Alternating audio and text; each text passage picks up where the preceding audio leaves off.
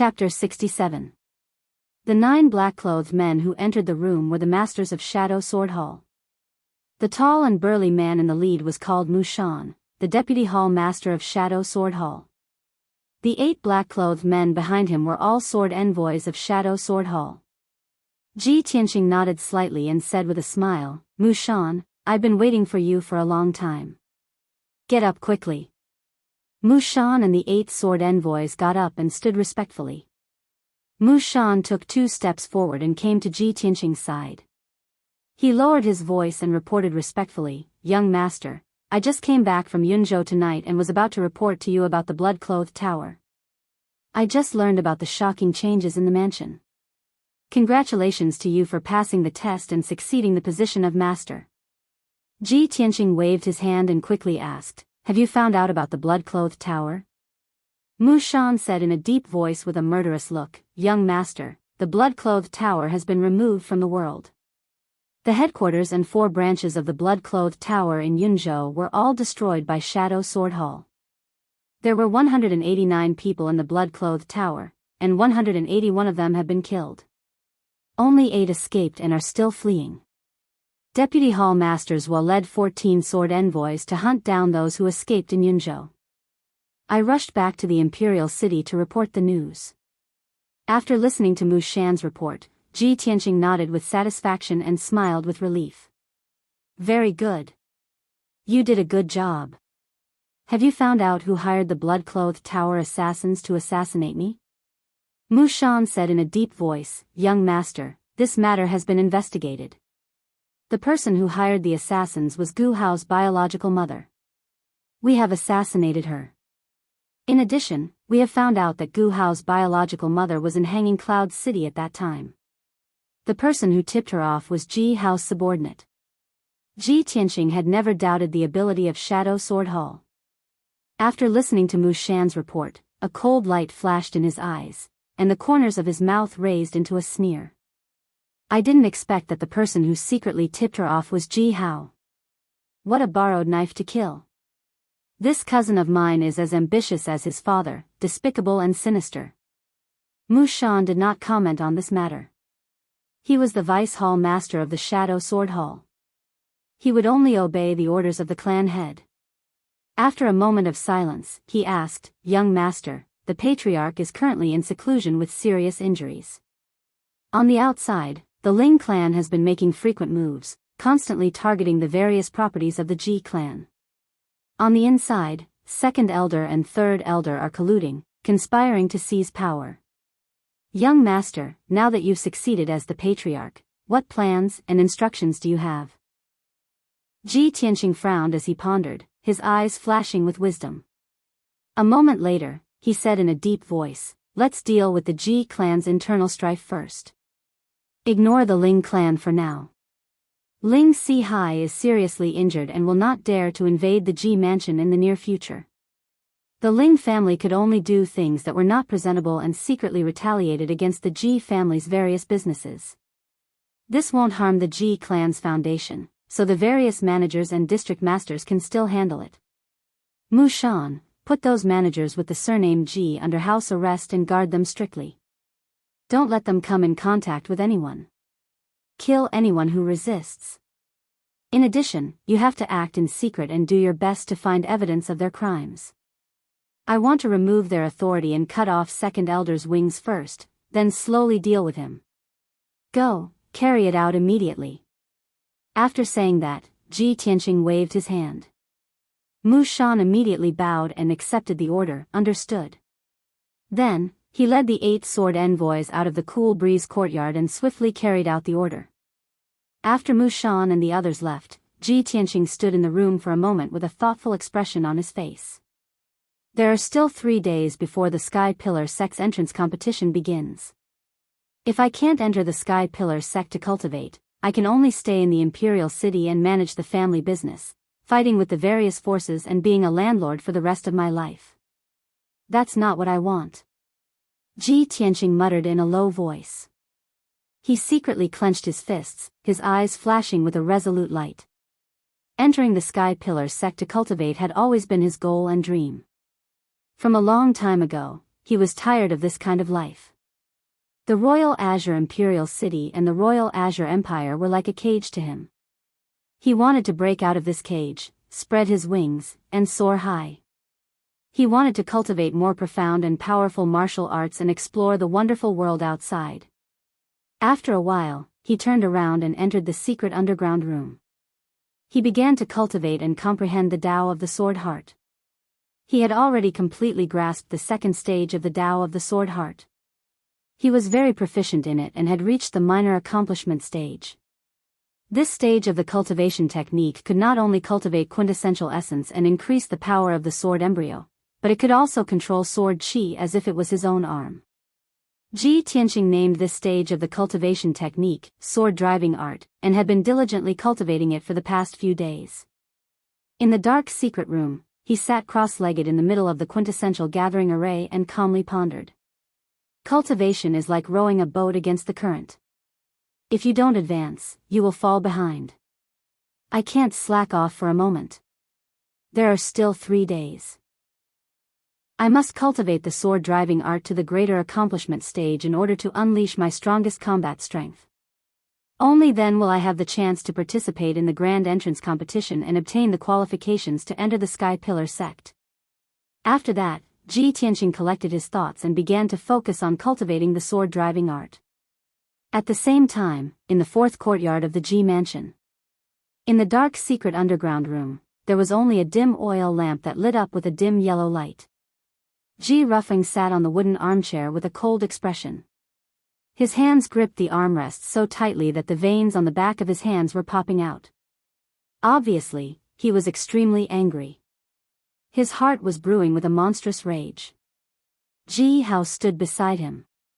His expression was also very ugly. His eyes were surging with killing intent. After a moment of silence, he finally couldn't help but curse in a low voice. Damn Ji Tianqing. That bastard. How could he break through the forbidden area and obtain the azure crystal? I don't believe it. In the past month, he suddenly returned from the body refinement realm trash to the quintessential realm. Not only did he kill Ling Yunfei, but he also mastered that marvelous sword technique and even succeeded the position of the patriarch. Father. There must be a secret behind this. Ji Tianqing's change is too great. His growth is too fast. There must be a problem. Ji Hao's emotions were agitated. His heart was filled with anger and jealousy. Ji Ruffing frowned and said in a low and deep voice, we all saw Ji Tianqing's change.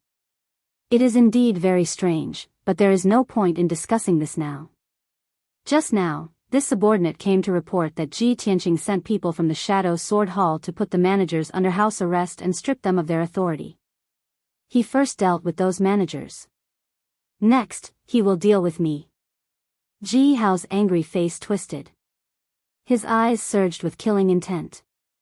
Father, what do we do? Are we just going to sit here and wait for death? Ji Ruffing said expressionlessly, the people from the Shadow Sword Hall have returned. Even if we want to assassinate Ji Tianqing, it is impossible. For now, we can only wait and see. 3 days later, it will be the Sky Pillar sect's entrance competition. Ji Tianqing will definitely think of a way to participate. I have already informed the young prince of what happened today. Just now, the young prince sent me a secret letter and told us to wait patiently for 3 days. 3 days later, the young prince will help us deal with Ji Tianqing in the competition. At that time, Ji Tianqing will be dead. Ji Changkong will not be a threat and the position of the family head will still be ours. Hearing this, Ji Hao's expression eased a little. However, he pondered for a moment and asked hesitantly, Father, are we really going to rely on the young prince and submit to him? The young prince's ambition is too great. If it is exposed in the future, I'm afraid the entire Ji family will be implicated and executed by the imperial family. Ji Ruffing frowned. A cold light flashed in his eyes. He said in a deep voice, those who achieve great things must have the courage to cut off all means of retreat. The young prince has the world in his heart and has great ambitions. What is a mere Qingyun kingdom? In the future, the entire 10 countries of the Tianshan region will be in his pocket. If we surrender early, we can still be relied on by him and receive more rewards in the future. Chapter 68. The night passed by quickly. Early the next morning, when Ji Tianqing finished his cultivation had increased a little, and his strength had improved. When he returned to his room, Huan quickly brought him a basin of water and a box of food. She helped him wash up and eat breakfast. While he was eating breakfast, Huan reported a piece of news. Eldest young master, I heard someone in the mansion mention something this morning. Someone from the Sky Pillar sect set up a large formation in the city square and announced that there is a vacancy in the quota for the entrance competition. As long as the young talents of the Imperial City can pass through the formation, they will be qualified to participate in the entrance competition in 2 days. Eldest young master, this is an excellent opportunity for you. Do you want to give it a try? Ji Tianqing was startled. He thought to himself, a vacancy? Is it because Ling Yunfei died? He nodded and smiled, how can I miss such a good opportunity? After breakfast, he left the Ji mansion and took a carriage to the city square. By the time he arrived at the city square, it was already late in the morning. The large square was already packed with people. There were thousands of Imperial City citizens and young martial artists. The square was so crowded that not even a drop of water could trickle through. Ji Tianqing got off the carriage and walked through the crowd with an expressionless face to the center of the square. There was a high platform with a radius of 100 meters. It was surrounded by a white jade fence with many spirit beast statues. Usually, when there was a grand ceremony in the Imperial City, it would be held on the high platform. At this moment, there was only a huge dark golden ball of light on the high platform. The ball of light was as big as a courtyard. It was condensed from the energy of the formation. Its surface was shining with a dazzling golden light. Obviously, this was the formation set up by the Sky Pillar sect. The high platform was surrounded by people. Everyone stared at the golden ball of light and whispered to each other. The Sky Pillar sect's disciples are really extraordinary. This is the illusory weapon formation. It is said to be a low-grade profound level formation. A profound grade array can only be set up by a profound grade expert. Normal true energy realm martial artists would have a hard time breaking through it. Those in the body refinement realm definitely have no hope. To be able to break through the array and obtain a spot, one must at least have the strength of the true element boundary. Sigh, it's a pity that we can't see what's going on inside the formation from the outside. I wonder what's so special about this illusory weapon Xian formation. Ji Tianqing passed through the crowd and arrived at the bottom of the high platform. He silently sized up the illusory weapon Xian formation and listened to the discussions of the surrounding warriors. At this moment, the dark golden ball of light on the high platform suddenly flashed with 2 golden lights. Shwa! A figure flew out of the ball of light and was bounced 10 meters away by the majestic force of the array. He rolled and fell off the high platform. This person was a young martial artist. He was dressed luxuriously and had an extraordinary bearing. However, he was injured in the illusory weapon mystic formation. His clothes were tattered, revealing more than a dozen bloody wounds. His disheveled appearance was very embarrassing.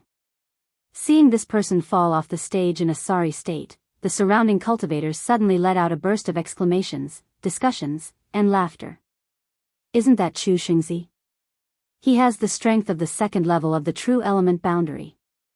How did he fail? Brother, you didn't see it just now, right? Chu Xingzi had just entered the illusory weapon mystic formation for less than half an hour and failed to break through the array and was ejected out. Hee, what's so strange about Chu Xingzi failing to break through the array? You guys came late and didn't see it. Before Chu Xingzi, there were more than a dozen people who were ejected out with bruises all over their bodies.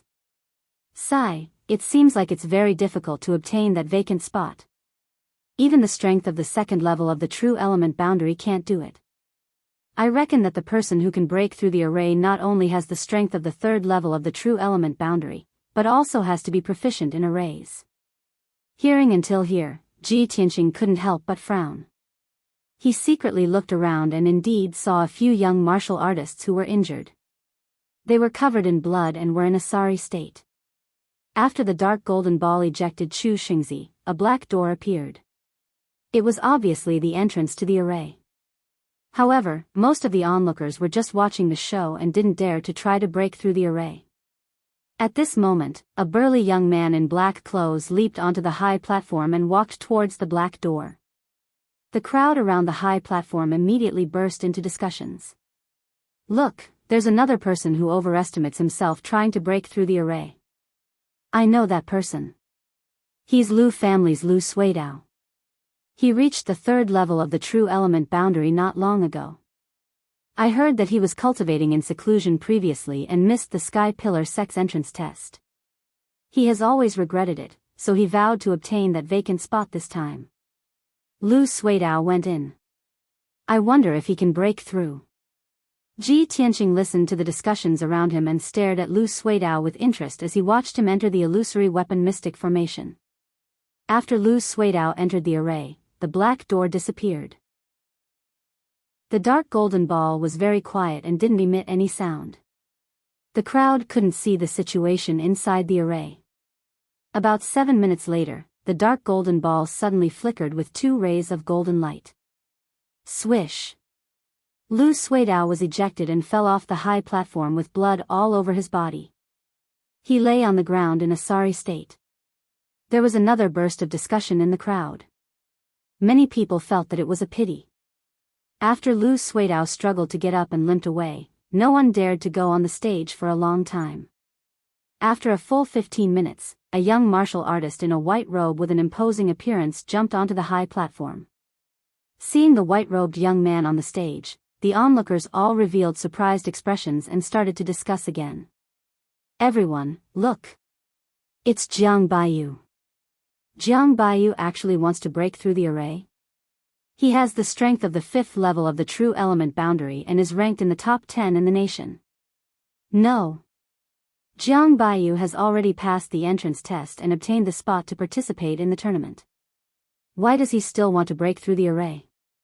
You don't understand, right? Jiang Baiyu is breaking through the array to gain fame. If he successfully breaks through the array, he will definitely impress the Sky Pillar sect. When he enters the Sky Pillar sect in the future, he will definitely receive preferential treatment and be heavily nurtured by the sect." "I see. This Jiang Baiyu is quite ambitious."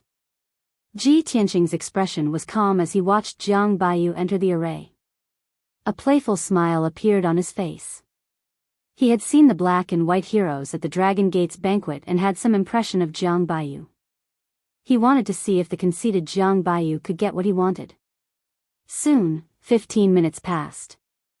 The dark golden light ball suddenly flickered with 2 rays of golden light, and a white figure was ejected out. It was Jiang Baiyu. His white robe was stained with blood, and his hair was disheveled as he fell off the stage.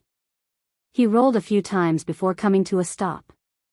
He had confidently stepped onto the stage to break through the array under everyone's gazes, but he didn't expect to end up in such a sorry state. Jiang Baiyu was so ashamed that he wanted to die. He crawled up with a dirty face and hurriedly left the square through the crowd. When the martial artists around the high platform saw that even Jiang Baiyu couldn't break through the array, they instantly burst into an uproar and burst into discussions. "Oh my God! Isn't this illusory weapon mystic formation too powerful? Even Jiang Baiyu can't break through it?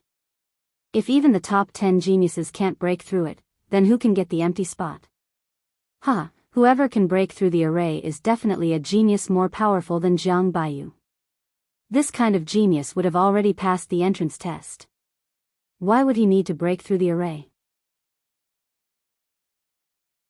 Chapter 69. At the edge of the square in the city, there was a 30-meter tall pagoda. 2 young men were standing on top of the pagoda, looking down at the crowd and the high platform in the square. The white-robed young man was Bai Wuchen, and the burly young man beside him was Hao Meng.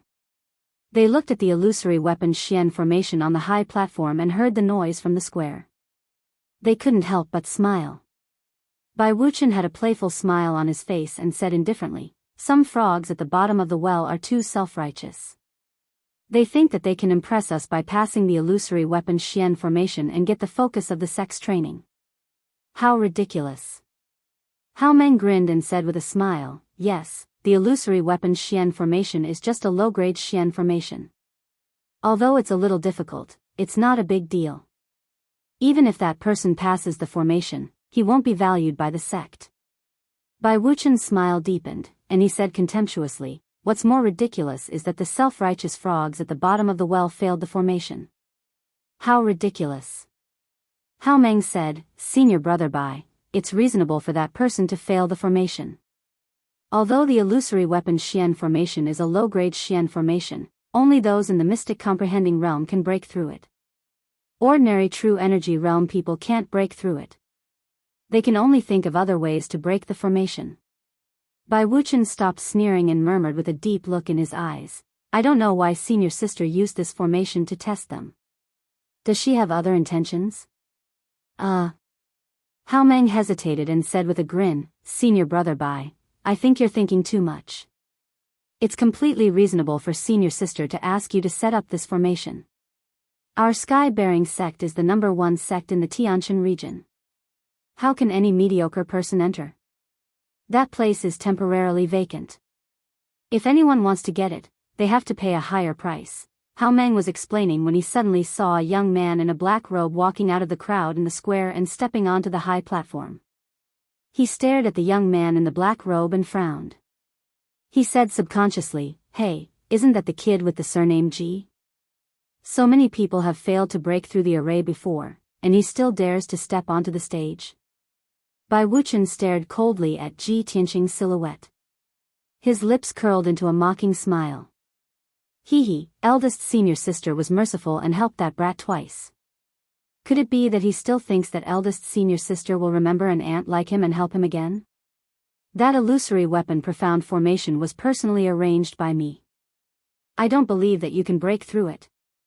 Hao Meng tilted his head and glanced at Bai Wuchen. He had a feeling that senior brother Bai was hostile towards that young man with the surname Ji. He wanted to remind Bai Wuchen, but after a moment of hesitation, he dismissed the idea. Ji Tianqing walked out of the crowd expressionlessly and climbed up the stairs to the stage. When the martial artists around the high platform saw him, they immediately showed expressions of surprise, contempt, and disdain. Many people rejoiced in the misfortune of others. They began to discuss eccentrically and even burst into laughter. Oh, isn't this the young master of the Ji family? He's here to break through the array too. He, last month, the useless Ji family failed the entrance test. Looks like he's not satisfied and wants to fight for the vacant spot. Tisk tsk, even a genius like Jiang Baiyu failed.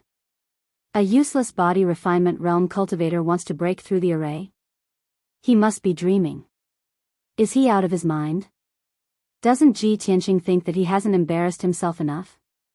Previously, he was humiliated in the entrance test and became known as a useless person. Now, he's here to embarrass himself again. This is going to be a good show. Let's see how pathetic and miserable his injuries are later. I bet that Ji Tianqing will be ejected from the array in less than 10 breaths of time. Only a few people knew that Ji Tianqing had recovered his true energy realm strength. Most of the people present still thought that he was a useless body refinement realm cultivator from last month. Therefore, everyone was rejoicing in his misfortune and talking about him without restraint, mocking him for overestimating himself. Ji Tianqing ignored everyone's discussion and ridicule. He stepped through the black door expressionlessly and entered the illusory weapon mystic array. Swoosh! A golden light flashed. Ji Tianqing entered the array and seemed to have arrived at a dark space. This space was like a spacious hall, surrounded by dark golden walls of light. The squarish black stone floor was at least 100 meters long and wide. The floor was paved with thousands of stone slabs. They were arranged horizontally and vertically, like a huge chessboard. On this huge chessboard, there were 16 chess pieces moving back and forth. Those chess pieces were humanoid puppets made of bronze. All of them were wearing armor and holding swords and weapons. They looked lifelike. The 16 bronze puppets were 2 meters tall. They were strong and sturdy, like brave warriors on the battlefield. They were emitting a cold, murderous aura. The weapons in their hands were different. There was a palm-sized black heavy sword, a fierce and domineering zamadeo, a 9-section whip full of barbs, a long spear, a heavy halberd, and a meteor hammer. Just by looking at their appearance, people could feel the iron-blooded murderous aura. They were shrouded in invisible pressure. Ji Tianqing had no doubt that those bronze puppets were not only powerful and destructive, but also invulnerable. Fortunately, those bronze puppets only moved back and forth in the chessboard and did not attack him. Ji Tianqing was not in a hurry to break through the array. He looked at the bronze puppets and observed the dark golden light walls around him, looking for the exit of the array. Generally speaking, this kind of array used as an assessment would leave an exit. The challenger only needed to pass the test and break through the blockade of the 16 puppets to reach the exit and successfully break through this array. However, even after Ji Tianqing looked around, he still could not find the exit of the formation. The surroundings were blocked by the dark golden light walls, and there was not even a crack. This illusory weapon Xian formation has no exit. Do I have to break the array to get out? Ji Tianqing thought for a while, then he stepped into the black chessboard and walked forward. The 2 bronze puppets closest to him kept moving back and forth on his left and right. When he was 5 meters away from the 2 puppets, they immediately sped up and rushed toward him, waving the long spear and the zamadeo to attack him. Swish! Swish!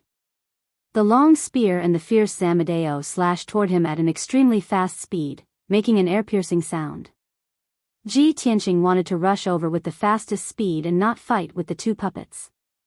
But he did not expect that the 2 puppets were so fast that they rushed to him in an instant. The long spear and the zamadeo attacked him at the same time, making it difficult for him to resist, and there was nowhere to hide. Bang!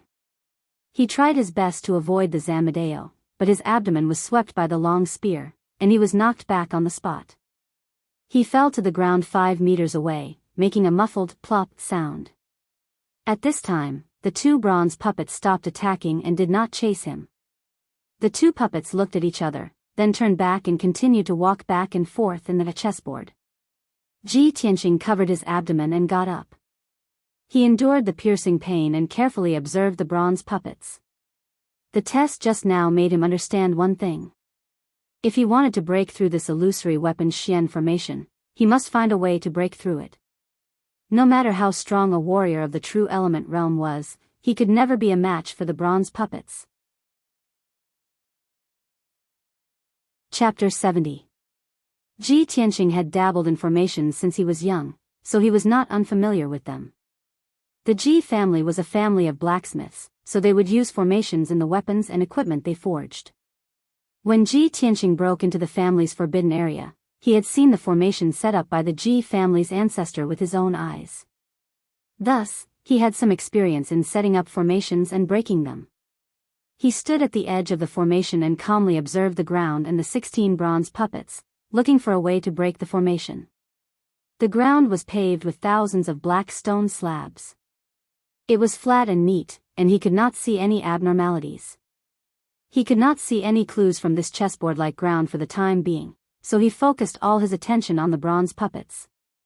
He carefully observed for a while and found some patterns. The 16 bronze puppets had similar appearances, but the weapons in their hands were different. Moreover, their attack range was 5 meters.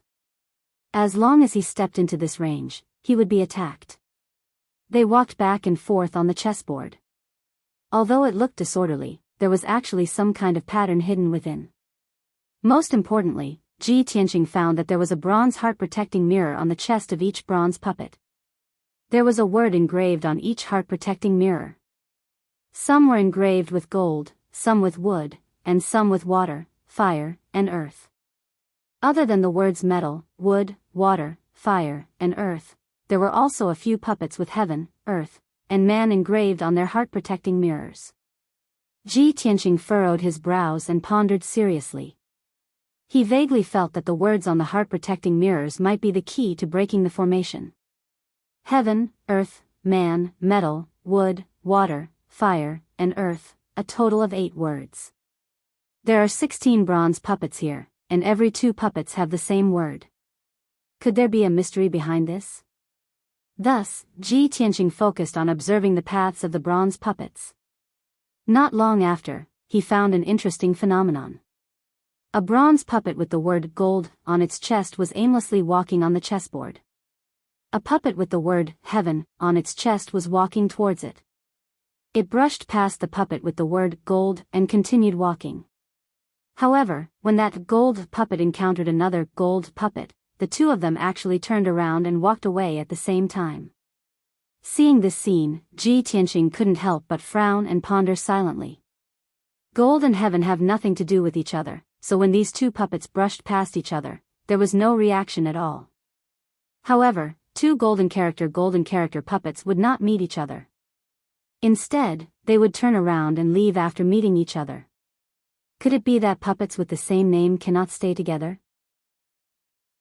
With this thought in mind, he stared at the puppets and continued to observe. It wasn't long before that heaven puppet encountered another heaven puppet. In the end, just as Ji Tianqing had guessed, the 2 heaven puppets immediately turned around and walked back when they were about to meet. This discovery shook his spirits, and he revealed a playful smile. So that's how it is. There is indeed a pattern. I just don't know what will happen if 2 puppets with the same name meet. Ji Tianqing was somewhat eager to give it a try. He stepped into the formation again and rushed forward.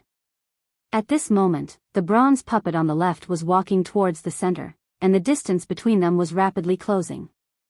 On the breastplate of this bronze puppet, there was the word water.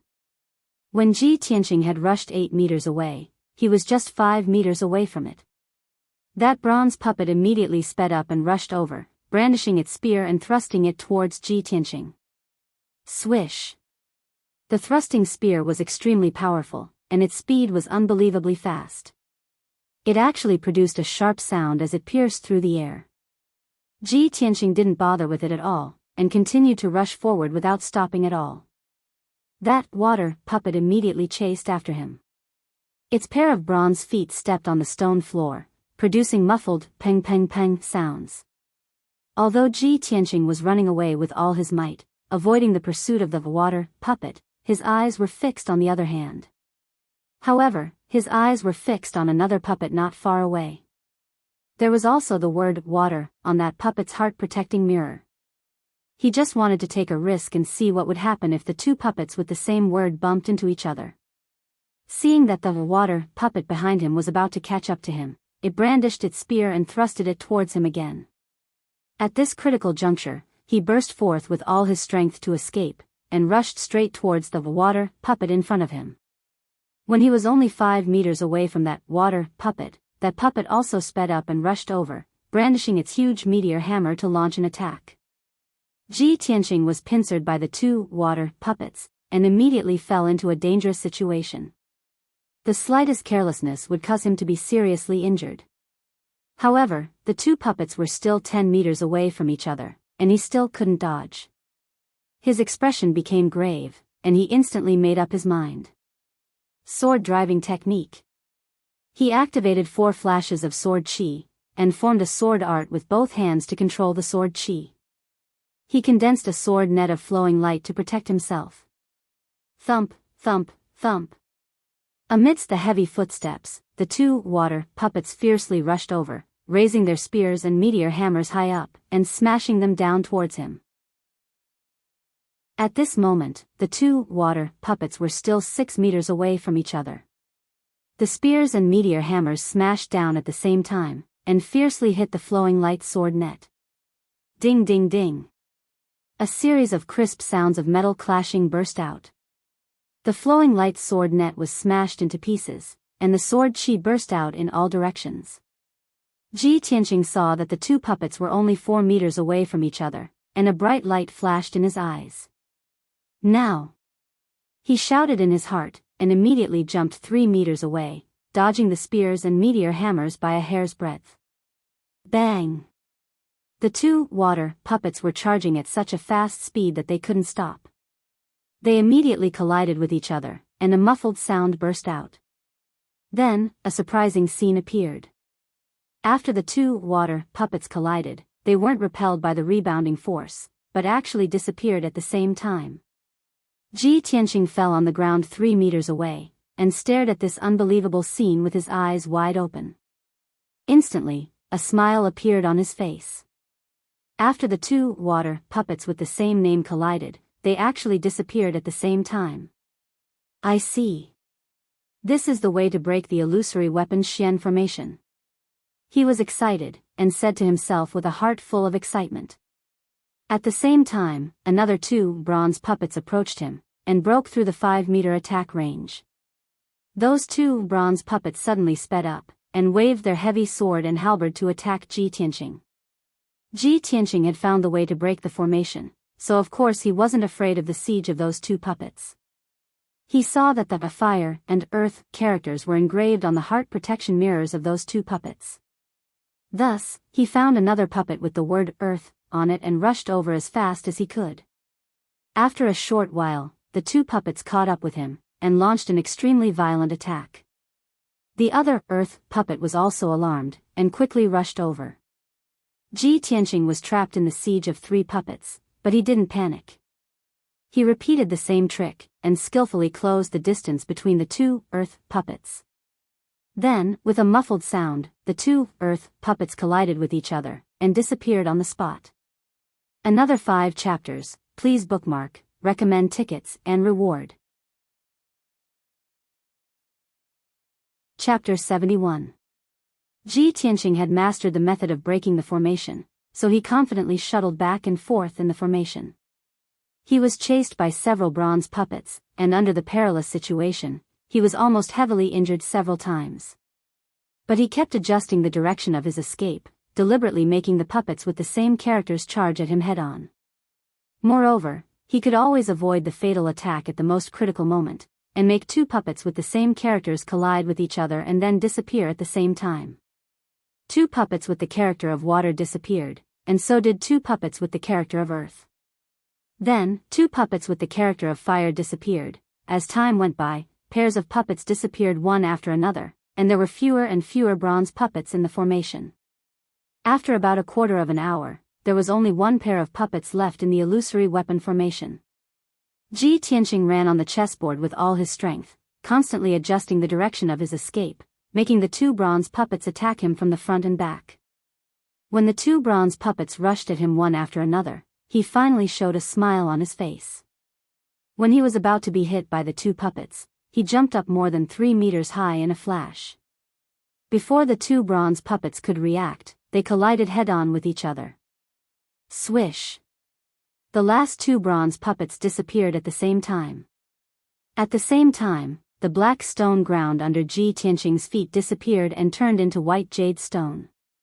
The dark golden light wall around him also disappeared, revealing the blue sky, the golden sunlight, and the crowd around the high platform. Swish! The whole illusory weapon formation disappeared. Ji Tianqing stood on the high platform with a calm face, and his figure was proud. Originally, the high platform was bustling with noise and excitement. Everyone was talking about Ji Tianqing breaking into the formation. Almost everyone was taking pleasure in his misfortune and laughing at him. Most people believed that Ji Tianqing, a trash in the body refining realm, could never break through the illusory weapon formation. But when everyone was talking, the illusory weapon formation suddenly disappeared, and Ji Tianqing appeared in front of everyone intact. At that moment, the crowd around the high platform suddenly became silent. Everyone was stunned, revealing an inconceivable expression, and staring at Ji Tianqing with their eyes wide open. Before this, everyone had made all sorts of guesses. They guessed that Ji Tianqing would be ejected from the array and be severely injured. His body would be covered in blood, and he might even lose his life. However, what no one expected was that Ji Tianqing appeared unscathed, but the illusory weapon Xian formation disappeared. Tens of thousands of warriors looked as if they had seen a ghost. Their bodies stiffened as if they had been petrified. After everyone came back to their senses, they burst into earth-shattering discussions and cries of shock. Oh my God! Am I seeing things? The illusory weapon profound formation disappeared? Could it have been cracked? Even the genius Jiang Baiyu couldn't break through the mystic great array, but it was actually broken by Ji Tianqing? How is this possible? Isn't he a trash in the body refinement realm? How is it possible to break this formation? There must be something wrong. I don't believe this is true. Unbelievable. Could it be that Ji Tianqing has recovered his strength? In the crowded square, similar cries of surprise could be heard everywhere. Those who witnessed this scene couldn't believe this result. 1 month ago, in the same square in the city, on this high platform, Ji Tianqing accepted the strength test while he was unconscious. At that time, he was only at the 3rd level of the body refinement realm. He became the laughing stock of the world and was labeled as trash. This matter spread throughout the royal Azure Kingdom overnight. Today, 1 month later, on this high platform, Ji Tianqing had cracked the great array that even Jiang Baiyu couldn't break through in front of everyone. Many people present had witnessed what happened 1 month ago. They had seen Ji Tianqing become a trash with their own eyes. Because of this, they couldn't accept this result. They couldn't believe that Ji Tianqing had recovered his strength and returned to the peak in just 1 month. Ji Tianqing stood on the high platform and looked down at the crowd. Looking at the shocked and incredulous faces, the corners of his mouth curled into a disdainful sneer. His heart was also surging with emotions, excitement. I, Ji Tianqing, am back. He roared in his heart, full of confidence and lofty sentiments. At this moment, he only felt that the humiliation and criticism that he had endured for the past month had all disappeared. The title of trash was washed away by him in front of nearly 10,000 people. However, this is just the beginning. In the entrance competition 2 days later, I will make everyone's eyeballs fall out. Ji Tianqing thought in his heart as a sneer flashed across his eyes. At this moment, a middle-aged man in a green robe walked up to the high platform and came to his side. This person was at the mystic comprehending realm and had a dignified aura. He was the deacon of the Sky Pillar sect. He looked at Ji Tianqing and said in a serious tone, Ji Tianqing, you have successfully cracked the illusory weapon mystic formation and obtained the vacant quota. Remember to come here to participate in the entrance competition 2 days later. Ji Tianqing immediately cupped his fists and bowed to the middle-aged deacon. Understood. Thank you, deacon. The middle-aged deacon nodded and turned to walk down the high platform. Ji Tianqing also walked down the high platform, passed through the crowd in the square, and returned to the Ji mansion in a carriage. The 10,000 people in the square had yet to disperse. They discussed for a long time in groups of 3 to 5 before their excited mood slowly calmed down. Immediately after, the news of Ji Tianqing successfully cracking the illusory weapon mystic formation and obtaining the qualification for the entrance competition spread like the wind. In just half a day, this news spread throughout the imperial city of Green Cloud. All the martial artists in the city finally understood that Ji Tianqing was no longer the trash that was ridiculed by everyone. He actually recovered his strength in just a month and even surpassed the genius Jiang Baiyu. Of course, after this news spread, the most depressed person was Jiang Baiyu. Back then, Ji Tianqing was the #1 genius in the imperial city. He was suppressed by Ji Tianqing's fame and could not stand out. Today, he failed to break through the illusory weapon mystic formation, but Ji Tianqing successfully cracked the formation. When people spread the news, they would compare him with Ji Tianqing. Ji Tianqing stepped on him again and cleared his name of trash. Jiang Baiyu was used as a stepping stone by him and was secretly ridiculed by countless martial artists. How could he not be angry from embarrassment? In the Spirit Fire Palace, in a certain luxurious room, young Prince Ji Ling was wearing a white long robe and was sitting cross-legged on the bed with his eyes closed. Suddenly, an old man in black clothes quickly walked into the room and reported with cupped fists. Reporting to young Prince, I just received news that Ji Tianqing cracked the illusory weapon mystic formation in front of everyone in the city square and obtained the qualification to participate in the entrance competition. Ji Ling slowly opened his eyes and listened to the old man in black's report. He couldn't help but curl his lips and a cold killing intent flashed across his eyes. I already knew that he recovered his strength and is not weaker than the 5th level of the true element realm. He cracked the formation in front of everyone and obtained the qualification to participate in the entrance competition. This is exactly what I wanted. Otherwise, if he didn't participate in the entrance competition, I would have to find another opportunity to make a move on him. After a pause, he sneered and said, I have already completely refined the God-seizing pearl, and my strength has also reached the peak. In the entrance competition 2 days later, I will take Ji Tianqing's dog life. 5 updates a day. I only ask for your support and recommendation tickets. Little he thanks everyone. Chapter 72. After returning to the Ji mansion, Ji Tianqing made a trip to his father's residence. His father was still recuperating in the secret chamber. Although his injuries were getting better, the recovery was very slow. He didn't wake up his father who was recuperating. Instead, he gave a few instructions to the guards guarding the secret chamber and left. After returning to Qingfeng courtyard, he entered the secret chamber and prepared to continue cultivating. There were still 2 days before the tournament. He wanted to use these last 2 days to increase his strength by a few %. The elixirs stored in the secret chamber, as well as the elixirs given to him by little Princess Ku, were all consumed and refined by him. For 2 whole days, he stayed in the secret chamber and cultivated bitterly. He only came out once. This time, he only appeared for an hour. During this time, he ate some food to replenish his strength. He also asked Mu Shan for some information and made some arrangements. In these 2 days, the Ji mansion was peaceful. Second elder Ji Ruffin was surprisingly calm. He didn't make any movements as if he didn't feel any danger. The few managers who were under house arrest were also calm. They ate, drank, and slept leisurely as if nothing had happened. Even Ji Hao stayed in his room and cultivated. He didn't show his face. But in reality, they were all waiting for the Sky Pillar Sex tournament to begin. Because they all knew that the day the tournament began would be the day Ji Tianqing died. The imperial city of Green Cloud was the complete opposite of the Ji mansion's tranquility. These 2 days, it was very lively and noisy. On one hand, the Sky Pillar Sex tournament was about to begin. The grand event that happened once every 3 years was about to begin. It attracted countless cultivators to come to the imperial city to watch. On the other hand, the news of Ji Tianqing recovering his strength and participating in the tournament caused a lot of discussion among the commoners in the imperial city. Countless people were waiting for the tournament to begin. They wanted to see Ji Tianqing's performance in the tournament with their own eyes. Everyone wanted to see if the trash from back then had really recovered his strength. Could he wash away the shame in the tournament, clear his name, and obtain the qualifications to enter the Sky Pillar sect? Everyone was looking forward to it. 2 days had passed.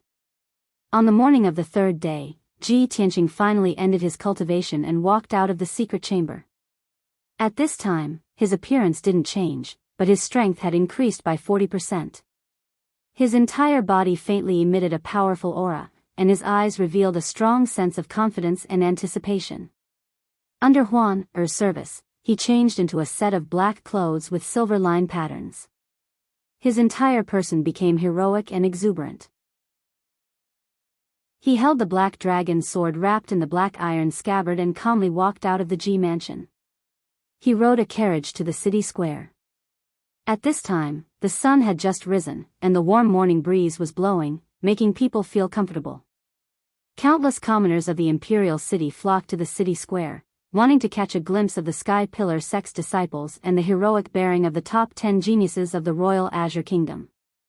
After passing through several crowded streets, the carriage stopped at the edge of the square. The square, with a radius of nearly 3,000 meters, was already packed with people. Most of them were commoners and martial warriors from the imperial city. Ji Tianqing raised his head and looked around. There were people everywhere. Roughly estimating that there were at least 30 to 50,000 people gathered in the square. Today, the number of people who came to the square to watch the grand competition was several times more than when he broke the array. Ji Tianqing passed through the crowd and walked towards the high platform in the middle of the square. Today's grand competition would be presided over by 2 deacons of the Sky Pillar sect. 3 Sky Pillar sect disciples would also be present to supervise. The grand competition's arena was the white jade high platform in the middle of the square.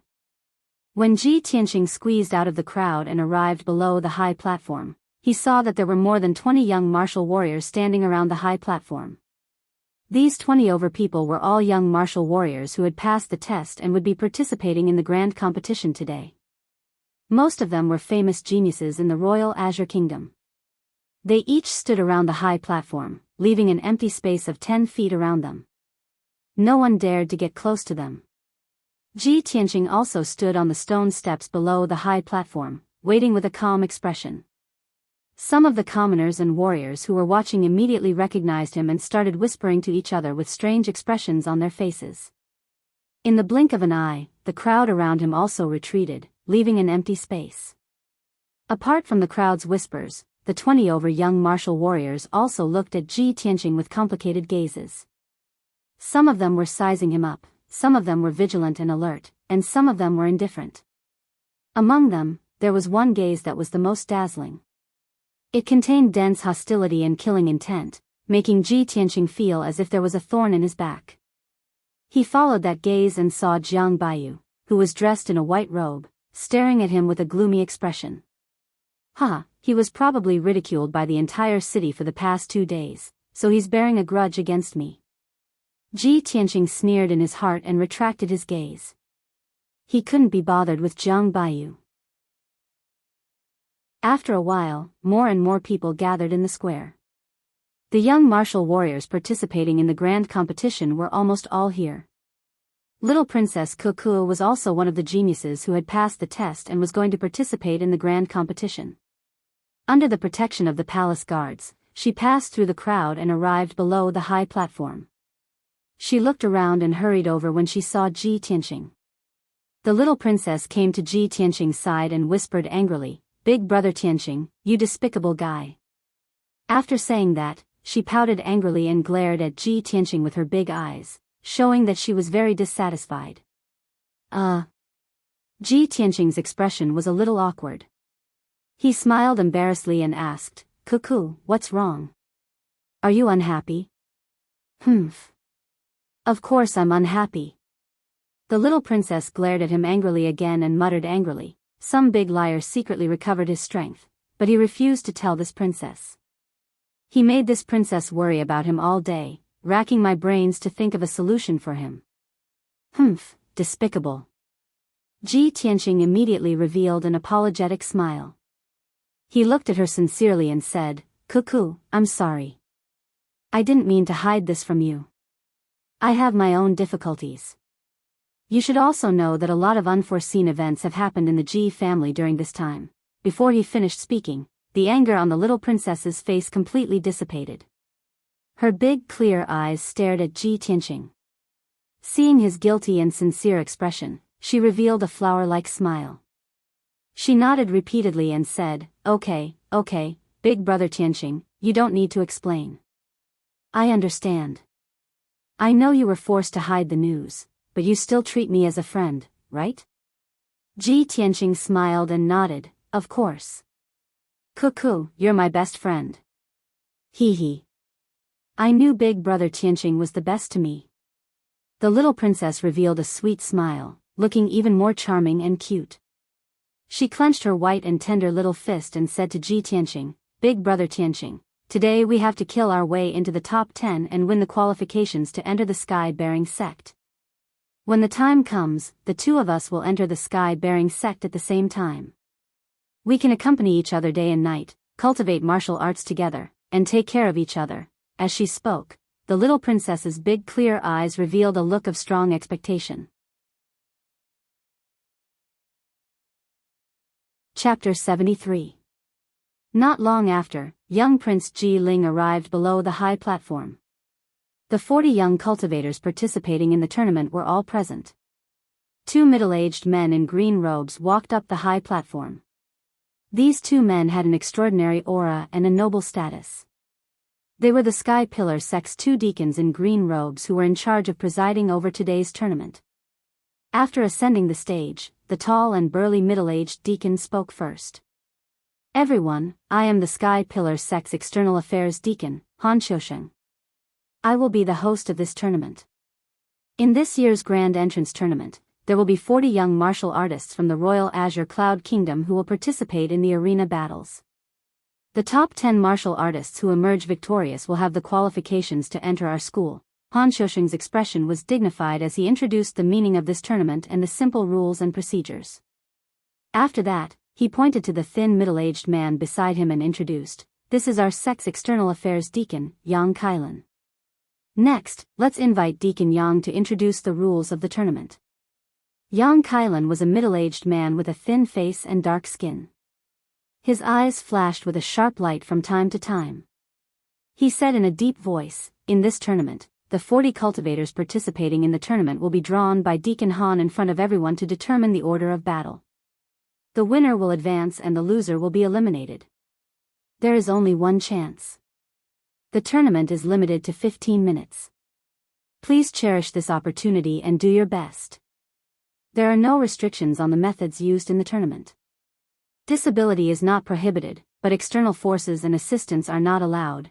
Yang Kailan's voice was not loud, but it was full of energy and clearly spread to every corner of the square.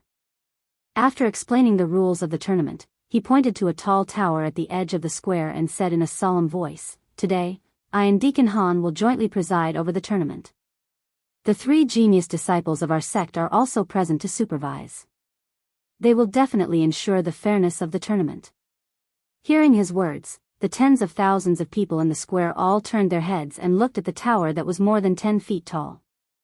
They saw 3 young men and women standing at the top of the tower. Standing in the middle was a peerless beauty wearing a plain white dress.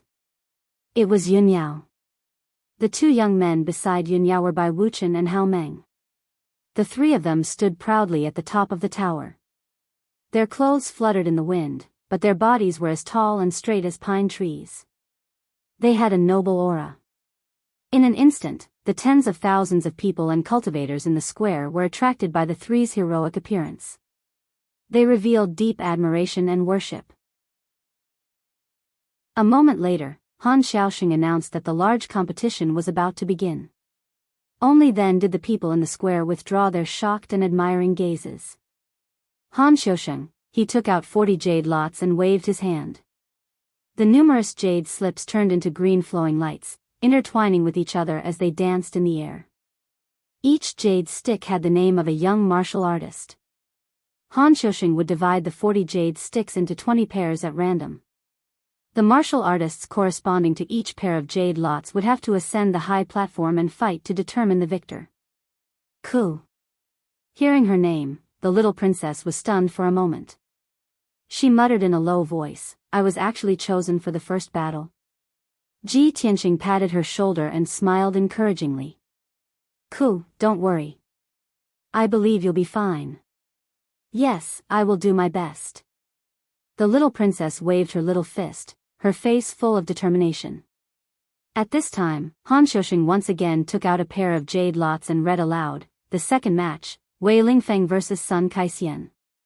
Next, he picked up pairs of jade lots and read out the names of many young martial artists. The third match, Fan Jianren vs. He Shanming. The fourth match, Jiang Baiyu vs. Sun Wuming. The fifth round, when Han Xiusheng finished reading the results of the 20 lots, he loudly announced the start of the large competition. The 2 deacons stepped down from the high platform and stood below the platform to watch the battle. A handsome young man ascended the high platform and stood with a sword in his hand. This person's name was Pei Anyu. He was a young genius from the Swallow State who had reached the 4th level of the true energy realm at the age of 17. His expression was calm as he stood on the stage. His gaze fell on the little princess, Ji Ku. The little princess waved her hand at Ji Tianxing and hurriedly ascended the arena with her sword. Although she was only 15 years old, her martial arts talent was extraordinary and she was at the 4th level of the true energy realm. Moreover, she had mentioned to Ji Tianxing that she had reached the peak of the 4th level of the true energy realm and could break through to the 5th level of the true energy realm at any time. This was the first battle of the large competition, so Pei Anyu and the little princess were very cautious. The 2 of them faced each other for 10 breaths of time, but neither of them had the intention to attack first. The countless spectators below the stage could not help but shout in unison, urging the two of them to make a move quickly. Therefore, Pei Anyu cupped his hands at the little princess and said in a low voice, "Your Highness, I'm sorry to offend you." As soon as he finished speaking, he pulled out his sword with a clang and stabbed it at the little princess as fast as the wind. The little princess was already prepared and did not hesitate to pull out her sword to counterattack, sending out a few dazzling sword lights. Clang! Clang! Clang! The two of them separated in an instant, and when they brushed past each other, they exchanged 2 moves in an instant. The little princess's strength was indeed superior, and she cut a hole in Pei Anyu's robe. The spectators below the stage immediately burst into exclamations, and many people began to discuss loudly. Pei Anyu's face darkened, and a hint of surprise flashed in his eyes. He did not dare to hold back anymore. After a low shout, he waved his sword at the little princess with all his strength. Clang! Clang! Clang! The two of them fought again, and their figures flashed and moved around the arena, sending out dazzling sword lights. For a moment, the arena was filled with sword chi, and a fierce wind blew. The two of them fought fiercely, and it was difficult to determine the winner after dozens of moves. Countless spectators cheered and were intoxicated by the fight. However, the little prince, Ji Ling, was like the other top geniuses. He did not even bother to watch the fight on the arena.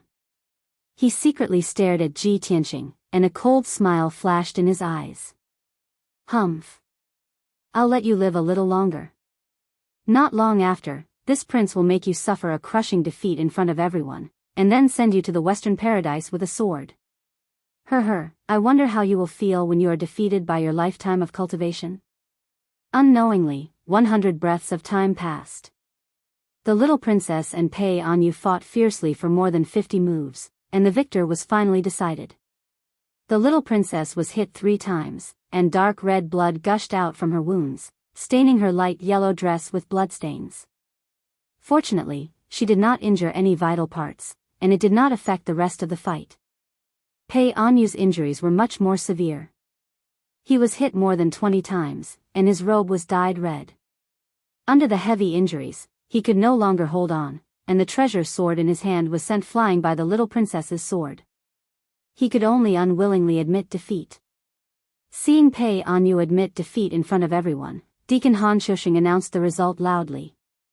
The first round, Pei Anyu loses, and Ji Ku advances. The crowd in the square burst into cheers, and a torrential discussion sounded out. Pei Anyu left the stage in a sorry state. The little princess stood proudly on the high platform, revealing a face full of smiles, enjoying the cheers and praises of the crowd. A moment later, the little princess also walked down the arena and returned to Ji Tianqing's side. Ji Tianqing hurriedly helped her bandage her wounds, and let her consume a pill to recover her true essence. Chapter 74. Following this, the second match began. A handsome black-robed youth and a youth wearing fiery red armor walked onto the stage at the same time. That handsome black-robed youth was precisely one of the black and white heroes, Wei Lingfeng, a genius ranked in the top 10 of the Azure Cloud Kingdom. And that youth martial artist wearing fiery red armor was a young master of some influential family in the Imperial City. Although this person had the strength of the 3rd level of the True Element realm and also had some fame in the Imperial City, he was absolutely not Wei Lingfeng's match. After all, Wei Lingfeng's strength reached the 5th level of the True Element realm. The tens of thousands of spectators in the plaza had all heard of Wei Lingfeng's name before and knew his strength. Therefore, no one was optimistic about that youth wearing fiery red armor called Sun Kaixian. Seeing the two people each holding their treasured swords and confronting each other after ascending the stage, countless spectators started discussing. With Wei Lingfeng's strength, he doesn't need to fight at all and can definitely rank in the top 10. Yeah, Wei Lingfeng is a genius ranked in the top 10. Sun Kaixian is absolutely not his match. I reckon that Sun Kaixian can at most last 10 moves under Wei Lingfeng's hands and will be defeated. 10 moves? I think he'll be defeated in 6 moves. 5 moves. At most 5 moves. Just as everyone was discussing animatedly, Sun Kai-hsien on the stage opened his mouth to speak. His expression was very ugly, and his tone was filled with helplessness as he said to Wei Lingfeng, "Brother Wei, forget it if we don't fight this match, I'm willing to admit defeat." Hoo. Want to be a carp leaping over the Dragon Gate and enter the Sky Pillar sect as a disciple? It doesn't just rely on strength, it also relies on luck. No one would have thought that Sun Kai-hsien actually did not draw his sword to fight and directly admitted defeat. The crowd in the plaza immediately burst into an uproar. Countless people started discussing. Some people mocked Sun Kai-hsien for being cowardly and afraid to fight, actually directly admitting defeat without fighting. But some people felt that Sun Kai-hsien's action was wise. Rather than being defeated after exchanging a few moves, it was better to directly admit defeat. Furthermore, when everyone heard Sun Kai-hsien's words, they all understood his meaning. He also had the desire to enter the Sky Pillar sect and soar to the heavens in one bound. It was just that his luck was too bad, being drawn to fight with Wei Lingfeng. This was fate. Just as he said, wanting to be a carp leaping over the Dragon Gate to become a true dragon, not only relied on strength, it also required a certain amount of luck. Deacon Han Xiuxing loudly announced the results. Wei Lingfeng won, and Sun Kai-hsien was eliminated. The two of them left the ring respectively. The audience below the ring was still discussing endlessly. Next, the third battle began. 2 young martial artists stepped onto the arena and began to fight with murderous intent. One of the young men who used a saber was called Fan Jianren. This name brought him a lot of trouble, and he was often ridiculed and mocked by others. His opponents then made an issue out of it, mocking and insulting him without restraint in order to provoke him. The result was obvious. Fan Jianren lost his sense of propriety in his rage and was unable to display his full strength. Regretfully, he was defeated. Next, the 4th and 5th matches were carried out in order. Pairs of young martial artists ascended the ring one after another. After a fierce battle, the outcome was decided amidst the discussions and cheers of tens of thousands of spectators. The loser was miserably eliminated and left the stage dejectedly. The winner would advance to the next round and enjoy the cheers and praises of countless people. 2 hours passed. During this period, a total of 14 pairs of martial artists went up the stage to fight, and 7 of them were eliminated. Among the 7 that successfully advanced were top geniuses like Jiang Baiyu and Jian Wusheng. Finally, the 15th battle began, and it was Ji Tianqing's turn to enter the ring. His opponent was a young martial artist at the 4th level of the true element realm called Wan Silan. This person was the young master of the imperial city's influential Wan clan. In the past, he had become enemies with Ji Tianqing, and there were grievances between them. Wan Silan was the first to jump onto the ring. Standing on the high platform, he sneered at Ji Tianqing and even hooked his finger in ridicule. A cold light flashed in Ji Tianqing's eyes as he walked onto the ring with the black dragon sword in hand. Instantly, the gazes of tens of thousands of spectators gathered on Ji Tianqing, and they started to discuss enthusiastically with complicated expressions. Ji Tianqing has finally entered the ring. This is his first battle. Hee, although this fellow has recovered to the true element realm, I don't know what level he is at. Can he defeat Wan Silan? In my opinion, no matter how fast Ji Tianqing's strength recovers, it is impossible for him to defeat Wan Silan, who is at the 4th level of the true element realm. I heard that Wan Silan has a grudge with Ji Tianqing. Wan Silan will definitely defeat Ji Tianqing at all costs. Whether Ji Tianqing is a good-for-nothing or a genius who has recovered to the true element realm will be revealed soon. On the stage, Wan Silan looked at Ji Tianqing with a cold smile. His tone was filled with ridicule as he said, "Ji Tianqing, back then, you slapped me 3 times in front of everyone in the gambling house. I will never forget this grudge. Today, I will beat you down in front of the entire city and make you beg for mercy. I will avenge my humiliation." Ji Tianqing looked at him expressionlessly and said in an indifferent tone, "Back then, you schemed against my Ji family's disciples and made them addicted to gambling. You even instigated them to steal 1,000,000 taels of silver to gamble. I am only giving you a small punishment. I have already given your Wan family a lot of face. You want me to beg for mercy? Hee hee. Maybe in your next life.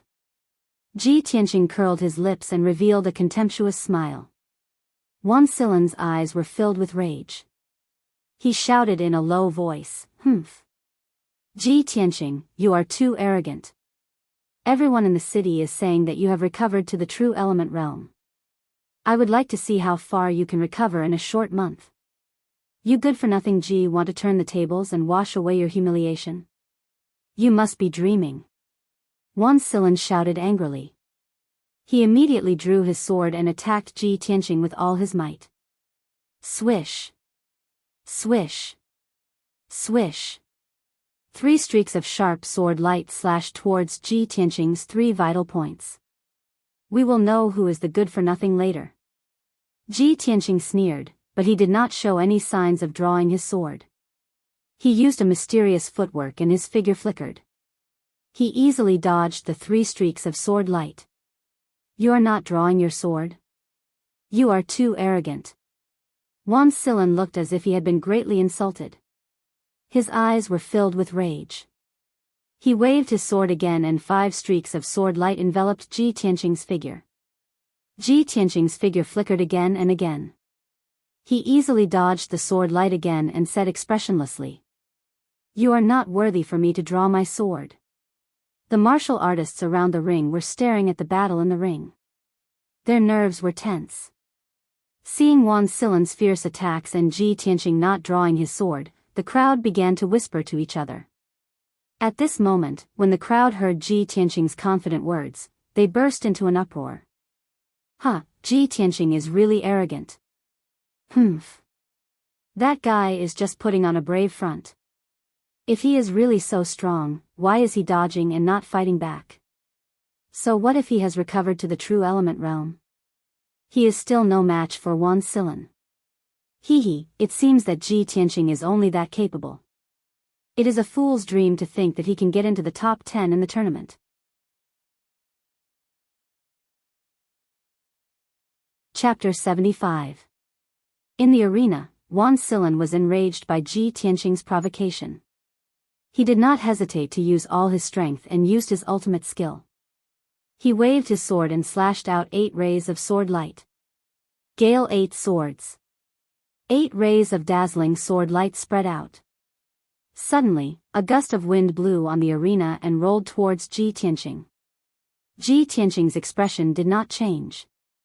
His figure flashed 3 times and he was 10 meters away. Not only did he dodge Wan Silan's ultimate skill, but he also moved behind Wan Silan like a ghost. It's time to end this. Ji Tianqing shouted coldly. He suddenly raised his right hand and used his palm as a knife to slash at Wan Silan's neck. Wan Silan had just used his ultimate skill and was at his weakest point.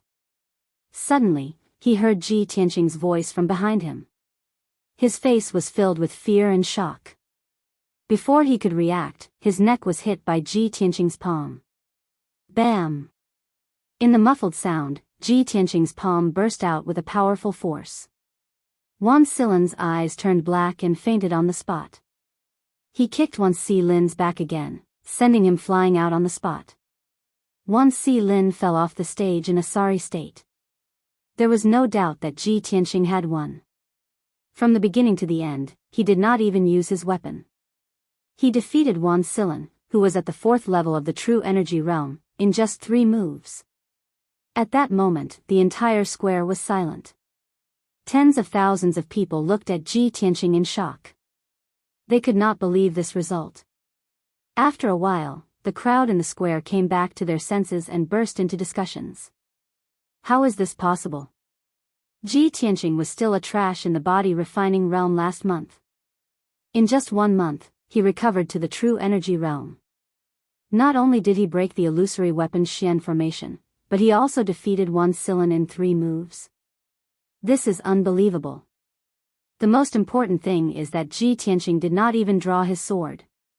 He didn't even use his weapon, yet he easily defeated Wan Silan. How strong is his true strength? The square was noisy. Those who were mocking Ji Tianqing and determined that he couldn't defeat Wan Silan were so ashamed that their faces and ears turned red. They wished they could find a hole to hide in. At this moment, Han Xiaoxing loudly announced the result. Wan Si was defeated, and Ji Tianqing was victorious. Only then did Ji Tianqing calmly walk down the stage under the gazes of tens of thousands of people and return to the little princess's side. The little princess had seen him easily defeat Wan Silan with her own eyes. She was so excited that her little face was flushed red. She was agitated and excited. "Big brother Tianqing, you're amazing." "Ha ha ha. You didn't see the reaction of those bastards. They were all stunned and dumbfounded. Just now, they were laughing at you for overestimating yourself. Now, they are so ashamed that they want to die." "Tianqing Gij, I knew you wouldn't be defeated." Ji Tianqing had won, but the little princess was even happier and more excited than him. Seeing her dancing with joy, Ji Tianqing revealed a gentle smile. "Alright, cuckoo, there's still the second round of the competition later. Whether or not you can enter the sky-bearing sect will depend on the next round. You should hurry up and recover your true essence." "Okay." The little princess nodded and quickly calmed down. She silently refined the medicinal power and recovered her true essence. Following that, a few more pairs of young martial artists ascended the ring and began to compete and fight. Although the martial artists who went up the stage were all at least at the second level of the true essence realm and fought with all their might, the battle was very intense. However, Ji Tianqing did not have much interest in the fighting on the stage. His eyes silently swept across the little prince, Jian Wusheng, and the black and white heroes. No one knew what he was thinking. Finally, the last battle of the first round began. The little prince, Ji Ling, walked up the stage with a confident smile on his face. He stood proudly on the stage. When the spectators in the square saw the little prince appear, they immediately cheered excitedly. Especially those young girls and girls, they all revealed deep admiration in their eyes and cheered for him without caring about their image. There was no other way. Ji Ling's reputation in the Clear Sky Kingdom was too resounding. He was recognized by the people as a benevolent and righteous gentleman who had both ability and integrity. Who knew how many young girls and young ladies regarded him as their dream lover and wanted to marry him? Ji Ling's opponent was called Pei Qianfan.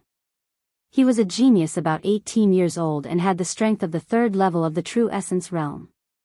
Although Ji Ling's voice was extremely loud, tens of thousands of people in the square were cheering for him. However, Pei Qianfan's martial talent was extraordinary and he was young and frivolous. He would definitely not be afraid of battle. As everyone knew, Ji Ling's innate dantian was damaged and he was destined to be a weakling in the body refinement realm for the rest of his life. Half a month ago, he obtained the red star flower and repaired his damaged dantian, successfully reaching the true essence realm. However, only half a month had passed and he was at most at the second level of the true essence realm. It was impossible for him to reach the third level of the true essence realm. No matter how monstrous a person was, it was also impossible to rise 3 levels in half a month. This was common knowledge in the martial Tao. Pei Qianfan predicted this point. That was why he was fearless and confidently drew his sword to attack. "Young prince, sorry to offend you." Pei Qianfan gave a low cry and swung his sword, slashing out 4 sword lights. His body was as agile as a swallow as he pounced towards Ji Ling. Ji Ling was immediately enveloped by the sword light and was surrounded by danger. However, his expression did not change. A gentle and confident smile still hung on his lips. When the sword light arrived in front of him, a cold light flashed across his eyes before he suddenly drew his sword to counterattack. Clang! The treasured sword was unsheathed and gave off a crisp sword hum, lighting up with a dazzling sword light. Swoosh! The piercing cold sword light drew a strange trajectory in the air. With an unparalleled speed, it instantly defeated Pei Qianfan's 4 sword lights. The crowd only heard a light ding sound and saw the treasured sword in Pei Qianfan's hand was sent flying. The treasured sword drew an arc in the air and fell below the stage. At the same time, the treasured sword in Ji Ling's hand was also placed on Pei Qianfan's neck. Pei Qianfan's figure that was as swift as the wind also suddenly stiffened and stopped. The entire audience was silent. The tens of thousands of people in the plaza all opened their eyes wide in shock, revealing thick disbelief. All the discussions and cheers came to an abrupt end. Everyone was stunned.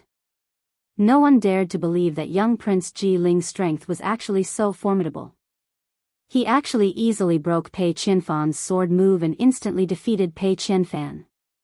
Pei Qianfan, who was at the third level of the true element realm, actually could not even block one of his sword. This was too shocking. Just how formidable was young Prince Ji Ling's strength? Fourth level of the true element realm? Or fifth level? Or sixth level? Thinking up to here, countless people sucked in a cold breath, revealing fanatical worship. In the next instant, earth-shaking cheers and shouts erupted from the crowd. Countless people started discussing in high spirits. Young Prince Ji Ling's sword that seemed to be aided by a god deeply shocked everyone. The plaza was noisy to the extreme. Everyone was guessing Ji Ling's strength and realm. Only Ji Tianqing was expressionless. His eyes became more and more gloomy. Chapter 76. After Han Xiuxing announced the results of the matches, the first round of the grand competition ended. Of the 40 young martial artists participating in the grand competition, 20 were eliminated, and the 20 who won successfully advanced. Han Xiuxing ascended the stage once again and took out 20 jade lots, starting to draw lots to decide the second round of matches. Swish. Swish. Swish. Swish. 20 jade lots flew into the sky, transforming into streams of azure light, interweaving and dancing. Everyone looked up at that cluster of azure light, waiting for the results of the draw. To the martial artists participating in the second round of the competition, the results of the draw were abnormally important.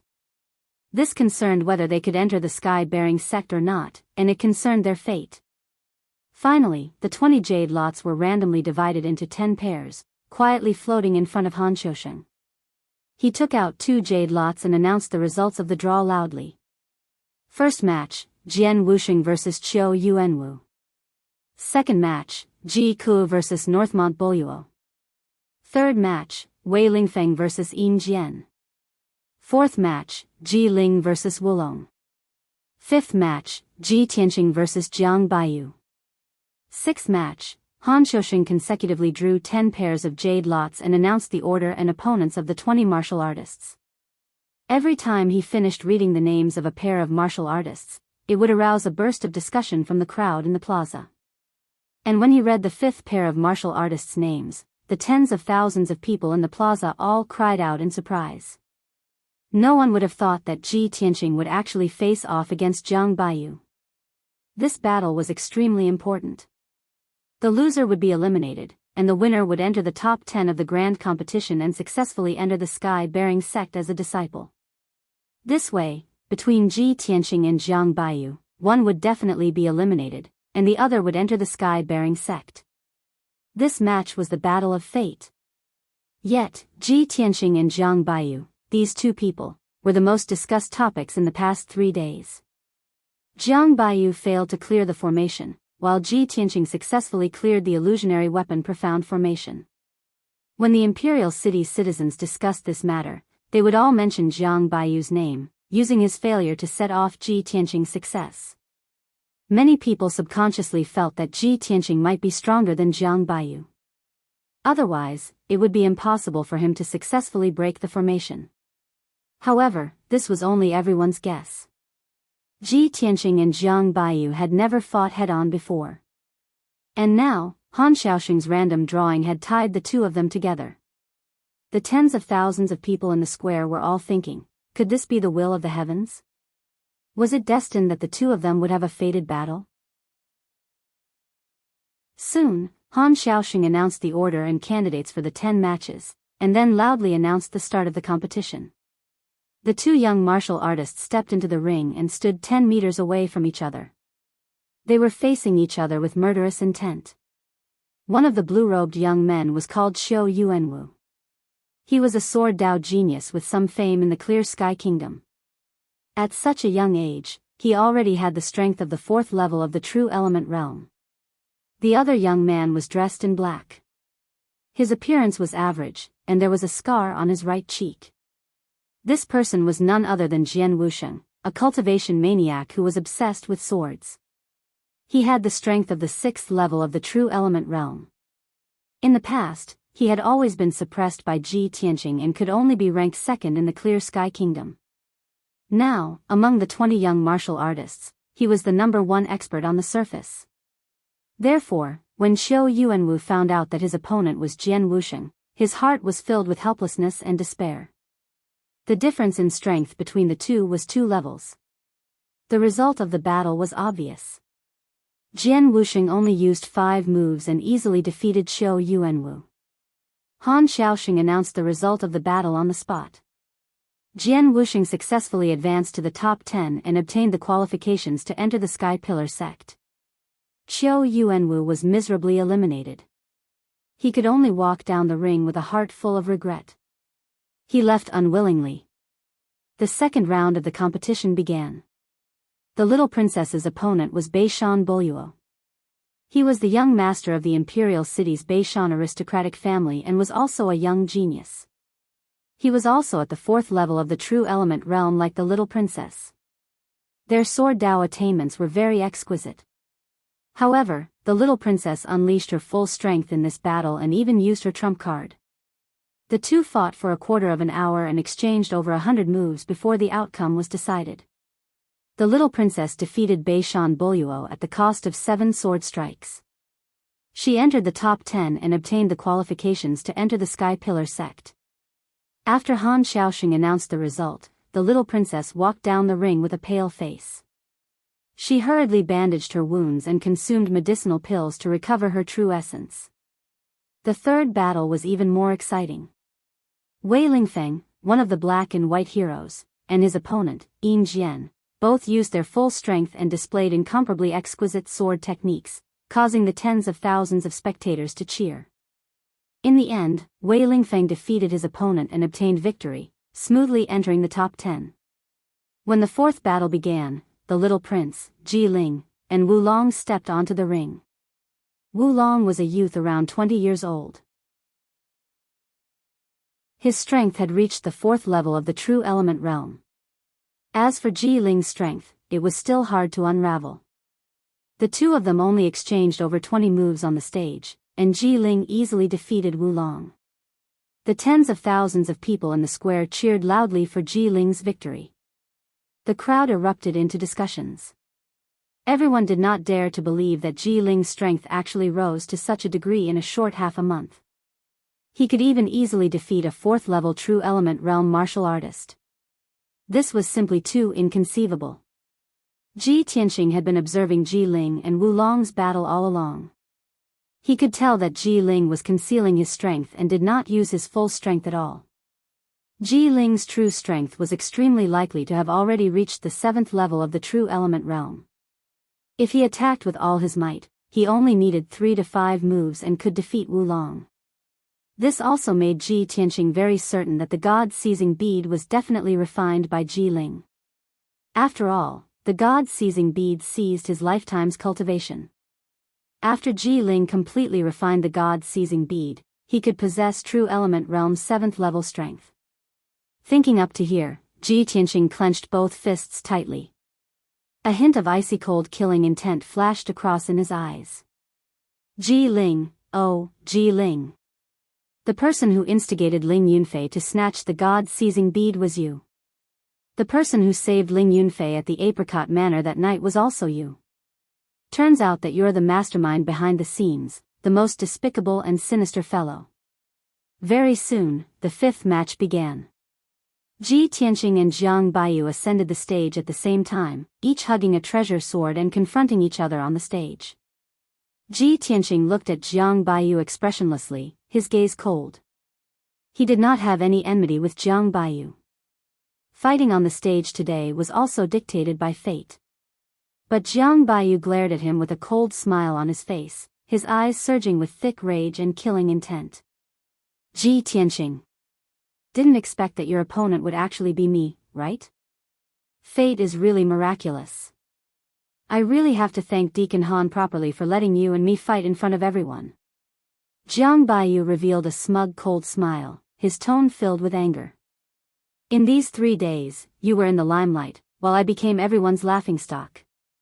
Ji Tianqing, do you know how much I hate you?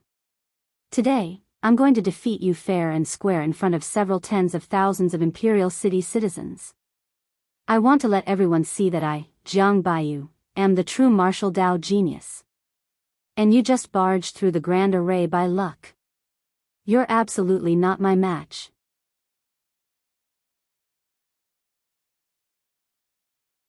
Chapter 77. Jiang Baiyu's voice clearly spread throughout more than half of the square, and the tens of thousands of Imperial City citizens heard it clearly. A commotion broke out in the crowd, and many people were whispering to each other. In these 3 days, the most discussed people in the Imperial City were Jiang Baiyu and Ji Tianqing. Jiang Baiyu had become Ji Tianqing's stepping stone to rise again. It was reasonable for him to be so angry and to harbor resentment toward Ji Tianqing. It was so much so that many of the cultivators in the square felt their blood boil from Jiang Baiyu's words. They also agreed with Jiang Baiyu's words and looked forward to the scene of Jiang Baiyu defeating Ji Tianqing in public. For a moment, cheers broke out in the crowd, and many people cheered for Jiang Baiyu. On the stage, Ji Tianqing's expression was still calm as usual. He looked at Jiang Baiyu indifferently, and the corners of his mouth curled up into a slight smile with a hint of ridicule. Jiang Baiyu, I sympathize with you. However, this might be your fate. Jiang Baiyu's expression became even more gloomy. He glared at him with a sharp gaze and shouted, Ji Tianqing, what do you mean by this? Ji Tianqing sneered mockingly. Back then, when I was the #1 genius in the Imperial City, you were trampled under my feet and were not famous.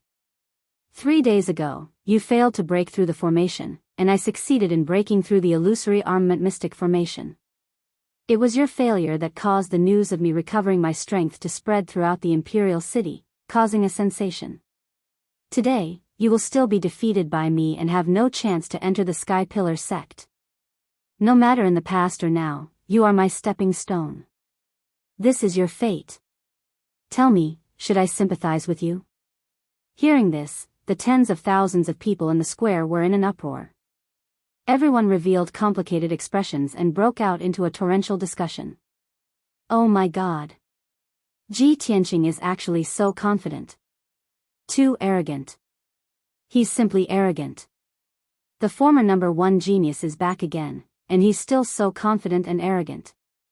If Ji Tianqing defeats Jiang Baiyu today, then Jiang Baiyu will really be like what he said, destined to be a stepping stone. How pitiful. The deafening sounds of discussion spread throughout the square. Jiang Baiyu was so angry that his face turned ashen. He was so angry that his entire body was trembling. His eyes emitted a strong killing intent. Ji Tianqing, you are too arrogant. I'll cripple you right now and let you know that trash will always be trash. The enraged Jiang Baiyu shouted angrily as he drew his sword and charged at Ji Tianqing. 8 golden snake swords. As soon as he made his move, he exerted all his strength and used his most exquisite sword technique. 8 golden sword lights pierced towards Ji Tianqing, attacking his vital points from all directions, enveloping his figure and leaving him with nowhere to hide. Ji Tianqing did not retreat. A cold light flashed in his eyes. He immediately activated the power of the sword embryo and displayed 6 flashes of sword chi. Swish. Swish. Swish. Swish. Swish. The 8 golden sword lights were immediately broken and dissipated in the blink of an eye. Jiang Baiyu's expression changed. He pounced towards Ji Tianqing again and slashed out 8 sword lights.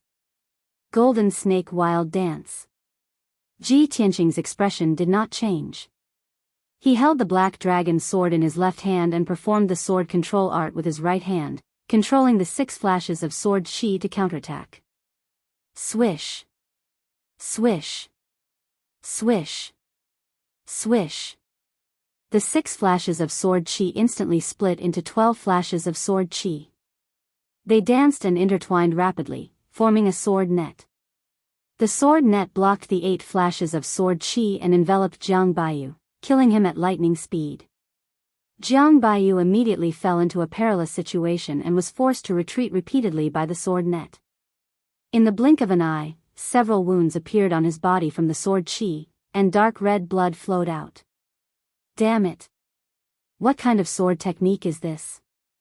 Jiang Baiyu was shocked and furious. He swung his sword in a flurry to block the sword net. Ji Tianqing was just 6 meters away from him. He used the sword control art to control the sword net to attack and closed in step by step. Jiang Baiyu did not have the strength to counterattack at all. He could not block the sword net's attack at all, let alone get close to Ji Tianqing. The tens of thousands of commoners in the square were also dumbfounded. Everyone revealed a horrified expression and erupted into disbelieving exclamations and discussions. Oh my God! What kind of sword technique is that? Why have I never heard of it before? This is too unbelievable. Ji Tianqing can actually control sword chi and form a sword net to attack.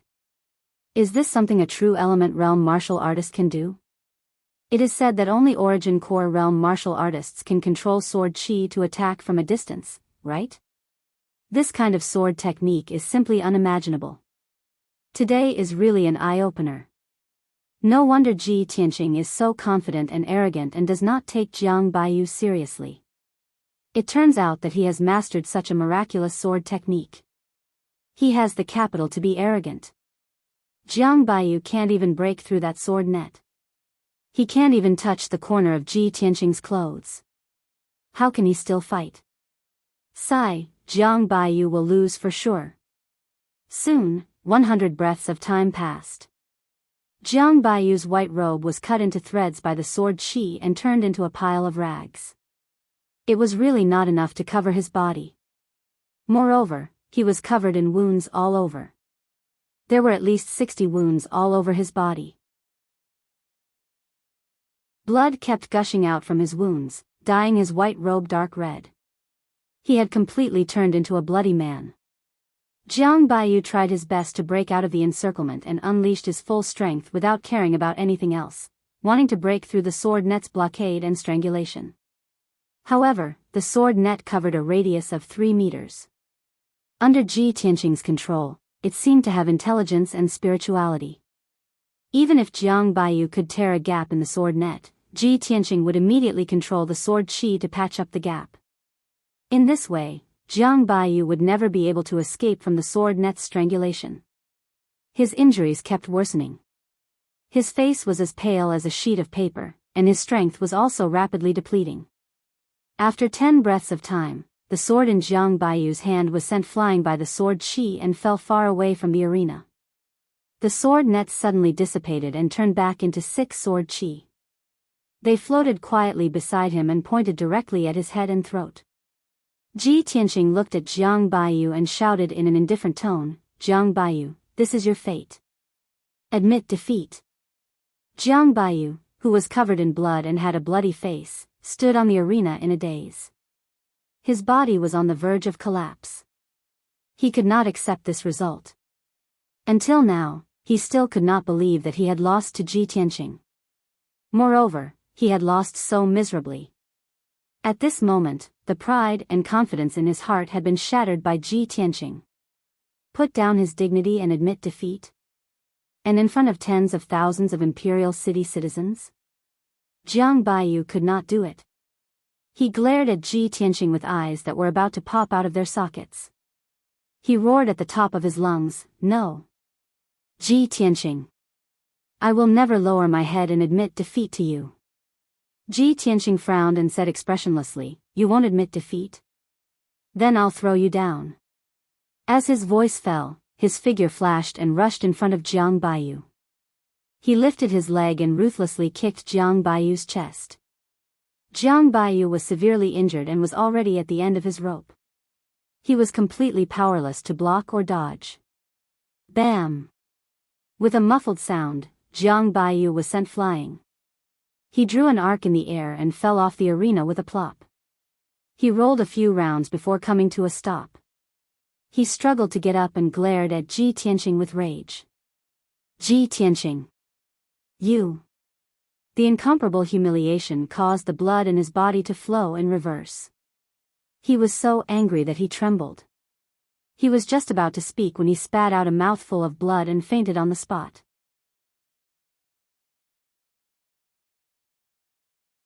Chapter 78. A moment ago, Jiang Baiyu stepped onto the stage full of confidence. He threatened to defeat Ji Tianqing in public and prove that he was the genius. But at this moment, Ji Tianqing was completely unscathed, but he was covered in cuts and bruises, becoming a bloody man. He was utterly defeated. He refused to admit defeat and was kicked off the stage by Ji Tianqing. He even vomited blood and fainted on the spot. What kind of disgrace was this? The tens of thousands of commoners and martial artists in the square all witnessed this scene with their own eyes. After today, this matter would definitely spread throughout the Imperial City and the Azure Cloud Empire. Jiang Baiyu would definitely become the laughingstock of everyone. The tens of thousands of commoners in the square discussed animatedly. Everyone's eyes when looking at Ji Tianqing were filled with shock and disbelief. At this time, Han Xiuxing stepped onto the stage and loudly announced the results of the competition. The utterly disgraced Jiang Baiyu was eliminated miserably. Ji Tianqing successfully entered the top 10 and obtained the qualifications to enter the Sky Pillar sect. Ji Tianqing walked down the stage and returned to the little princess's side. The little princess danced with joy, her eyes surging with thick excitement and agitation. Too inconceivable.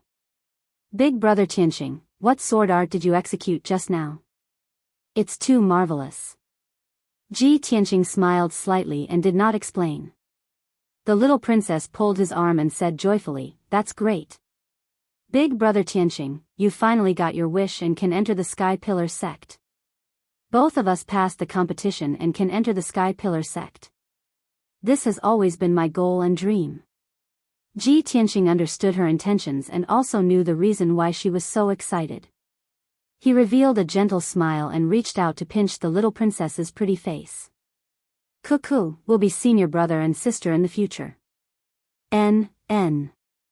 The little princess nodded repeatedly, her big clear eyes revealing thick anticipation. Following that, pairs of young martial artists stepped onto the stage one after another and began the crucial decisive battle. About 2 hours later, the remaining 5 pairs of young martial artists all finished their matches.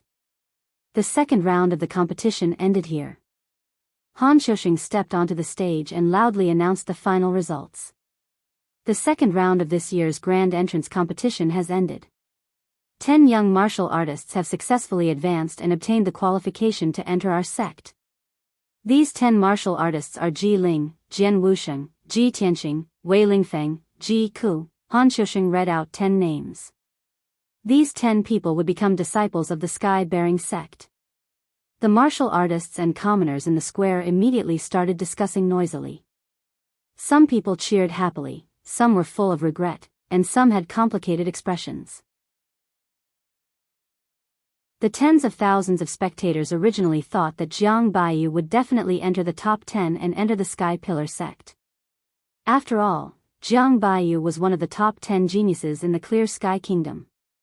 However, no one expected that he would encounter Ji Tianqing and be defeated by Ji Tianqing. In the end, he left the arena regretfully. As for the trash Ji Tianqing, who had been ridiculed by everyone and whose strength had fallen to the body refinement realm, he had successfully obtained the qualifications to enter the Sky Pillar sect. This was a major upset in this competition, and it exceeded everyone's expectations. In addition, there was another person in this competition that no one had expected. Young Prince Ji Ling. No one expected that Ji Ling, whose innate dantian was damaged, would suddenly become a different person. Not only did he repair his dantian, but he also defeated several 4th-level True Element Realm geniuses and finally obtained the qualifications to enter the Sky Pillar sect. This was absolutely an accident. After a short moment, when the discussions in the square gradually weakened, Han Xiuxing once again announced in a loud voice, although this year's competition has already determined the top 10 martial artists and will become disciples of the Sky Pillar sect. However, the third round of the competition will be held next to determine the strength rankings of the 10 martial artists.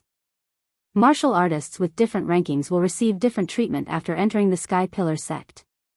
The martial artist ranked first will receive the Sky Pillar sect's key nurturing. Han Xiuxing's words instantly ignited the hot blood in the hearts of the 10 young martial artists. Who didn't want to seize first place, become a genius that everyone focused on, and receive the Sky Pillar sect's key nurturing? This was absolutely the best opportunity to have a meteoric rise and soar to the sky in one go. The 10 young martial artists secretly clenched their fists as dense battle intent surged in their hearts. Ji Tianqing was no exception.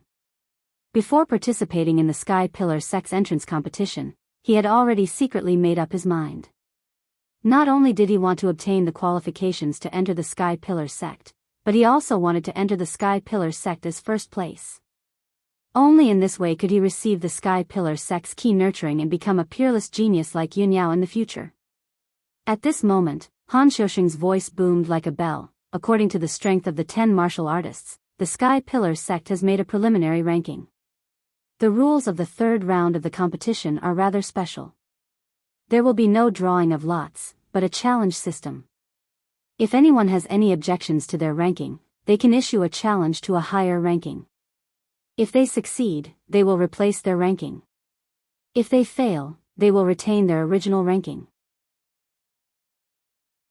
The rules of the third round of the competition were rather simple, and everyone understood as soon as they heard it. Immediately after, Han Xiuxing loudly announced the rankings of the 10 martial artists. First place, Ji Ling. Second place, Jian Wusheng. Third place, Ji Tianqing. Fourth place, Wei Lingfeng. Fifth place, eighth place, Ji Ku. Ninth place. After Han Xiuxing announced the rankings of the 10 martial artists, the tens of thousands of people in the square were in an uproar. Everyone revealed shocked and puzzled expressions as they discussed in confusion. The young prince is actually ranked first. How is this possible? Although the young prince easily defeated Wu Long, who was at the 4th level of the True Element realm, he might not be able to defeat Jian Wusheng. How can he be ranked first? The Sky Pillar sect has always been fair and just. There shouldn't be a mistake. The young prince must have concealed his strength. Ji Tianqing is actually ranked third?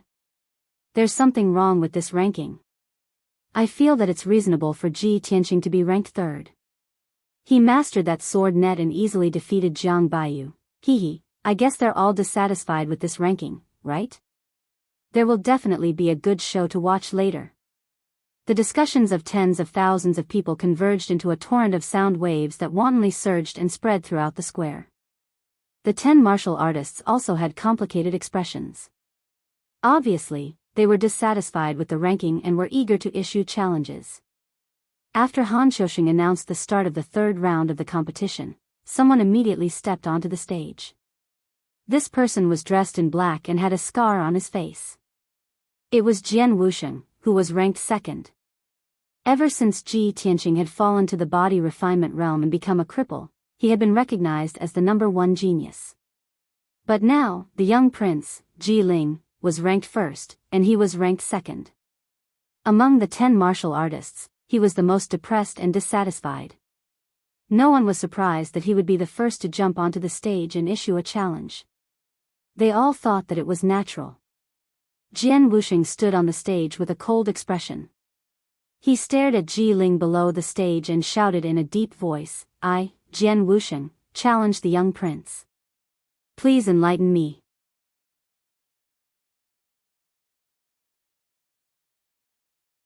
Chapter 79. When Jian Wusheng's voice spread throughout the square, everyone's eyes were focused on Ji Ling. Ji Ling seemed to have expected that Jian Wusheng would challenge him. His expression was calm as usual. He stepped onto the arena and stood 10 meters away from Jian Wusheng. There was still a confident smile on his face. "Jian Wusheng, Deacon Han's ranking is the final result. No matter how unwilling you are, it's useless. You're no match for me," Ji Ling said calmly. His tone was firm, as if he was stating a fact. Jian Wuxing's expression became gloomier. His eyes were filled with fighting spirit. He sneered in a low voice. "Young prince, it's too early to say that. We'll only know who's number one after we fight. Young prince, I'm sorry." After saying that, he drew his sword and charged at Ji Ling at lightning speed. He was so fast that he left an afterimage behind him. Swoosh! It was an extremely sharp and fast sword.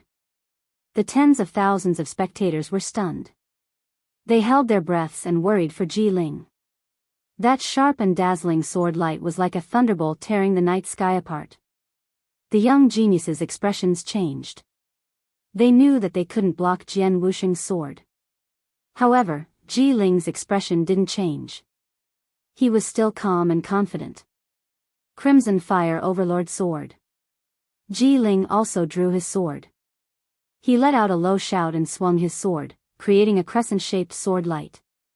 The crimson sword light surged with flames, creating surging heat waves and strong winds in the arena. Bam! The two sword lights collided with a muffled sound. Jian Wuxing's stunning sword was defeated by Ji Ling's sword. Jian Wuxing was also pushed back 5 steps. Third slash of fire waves. Ji Ling shouted again. He swung his crimson sword and chased after Jian Wuxing, slashing out 3 flaming sword lights. Jian Wuxing was surrounded by blazing flames and had nowhere to hide. He could only hurriedly block with his sword. He was shocked, and a look of disbelief appeared on his face. Bam! Bam! Bam! Their swords collided again. Jian Wuxing was pushed back another 6 steps. Next, Ji Ling launched an attack as fast as lightning. Sword light filled the sky, and it was as violent and overbearing as a monstrous flame. Jian Wuxing was at a disadvantage.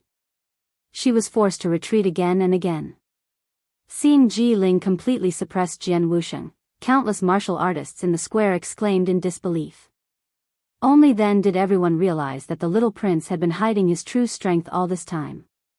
Only now did the little prince show his true strength. This battle was the most dazzling battle since the start of the grand competition. Ji Ling and Jian Wuxing both unleashed their strongest battle prowess and fought fiercely on the stage. Their figures flickered like ghosts, and it was too much for the eyes to take in. Tens of thousands of spectators stared intently at the battle. They were dazzled and excited. Soon, 100 breaths had passed. Ji Ling was still full of true essence, her movements were as fast as the wind, and there were no injuries on her body. Jian Wuxing, on the other hand, had been stabbed 5 times. Her chest, back, thigh, and arm all had a sword wound that was so deep that her bones could be seen, and blood was gushing out from it. He was already an arrow at the end of its flight and could only helplessly admit defeat. "Little prince, I'm inferior. I'm willing to admit defeat." When Jian Wuxing admitted defeat, Ji Ling withdrew his sword and revealed a confident smile. Everyone around the stage had witnessed Ji Ling's true strength. Only then did they believe what she had said. The strength rankings given by the Sky Pillar sect were basically the final rankings. It was very difficult for there to be any deviation. Jian Wuxing retreated from the stage with an ashen face. Han Xiuxing stepped onto the stage and announced loudly, "Jian Wuxing's challenge has failed. The original ranking will remain. Who else wants to issue a challenge?" All the young geniuses were silent. They didn't dare to issue another challenge. Wei Lingfeng, who was ranked 4th, originally wanted to challenge Ji Tianqing to take 3rd place and avenge Jiang Baiyu. However, after Jian Wuxing's failure, he was full of hesitation and didn't dare to fight. The tens of thousands of people in the square also recognized the ranking announced by Deacon Han. They all believed that Ji Ling was worthy of being the number 1 genius. However, just as the crowd was whispering and discussing, a tall and handsome black figure ascended the ring. "I, Ji Tianqing, challenge Ji Ling." Ji Tianqing walked onto the stage expressionlessly. He looked coldly at Ji Ling and issued a challenge. Instantly, tens of thousands of people focused their gazes on him. The crowd exclaimed in surprise. "Oh my God! Even Jian Wuxing's challenge has failed. Ji Tianqing still dares to challenge the little prince? This guy really doesn't know what's good for him. The little prince is stronger than Jian Wuxing. He's at least at the 7th level of the true element stage. How dare he question Deacon Han's ranking? How arrogant. Ji Tianqing was once the #1 genius. It seems that he's not satisfied with being ranked 3rd. He's still dreaming of taking back the 1st place. I bet that Ji Tianqing is definitely not the little prince's match. He'll be defeated within 30 moves. 30 moves? You think too highly of Ji Tianqing. I think 20 moves are enough." Countless people snorted disdainfully at Ji Tianqing and sneered at his misfortune. They were certain that he would lose without a doubt. Only the little princess looked up at Ji Tianqing from below the stage. She waved her little fist at him and cheered him on. "Big brother Tianqing, I believe in you. Do your best." Amidst the noisy discussions of the crowd, Ji Ling walked onto the stage with a smile on her face. He looked at Ji Tianqing with a mocking gaze as his lips curled into a disdainful sneer. "Ji Tianqing, so what if you've recovered your strength? Do you still think you're the #1 genius? Hee. You'll pay the price for your challenge. I'll let you know that I'm the #1 genius. You'll always be under my feet." Ji Ling's tone was very cold and contained a hint of killing intent. Ji Tianqing was certain that Ji Ling was the despicable mastermind behind the scenes. He was his mortal enemy. Therefore, he wasn't surprised that Ji Ling had the intention to kill him. He looked at Ji Ling with a gloomy gaze and said in an equally cold tone, "Ji Ling, I'll also let you know that strength obtained by scheming is ultimately just a dream. Your confidence and arrogance will end here." As soon as he finished speaking, he instantly activated 6 sword beams and turned them into golden streams of light that attacked Ji Ling. Flying sword technique. Flowing light sword net. He held the black dragon sword in his left hand and formed a sword technique in his right hand. He controlled the sword beams to form a sword net that covered Ji Ling's head. Whoosh whoosh whoosh. The sword beams danced in the air, dragging out a long golden stream of light as they surrounded Ji Ling and attacked. Ji Ling's expression changed slightly. A hint of seriousness flashed in his eyes as he immediately drew his sword to counterattack. Scarlet Overlord Sword. He also erupted with his strongest strength and used his ultimate sword technique. He brandished more than 10 sword beams to forcefully break the sword net.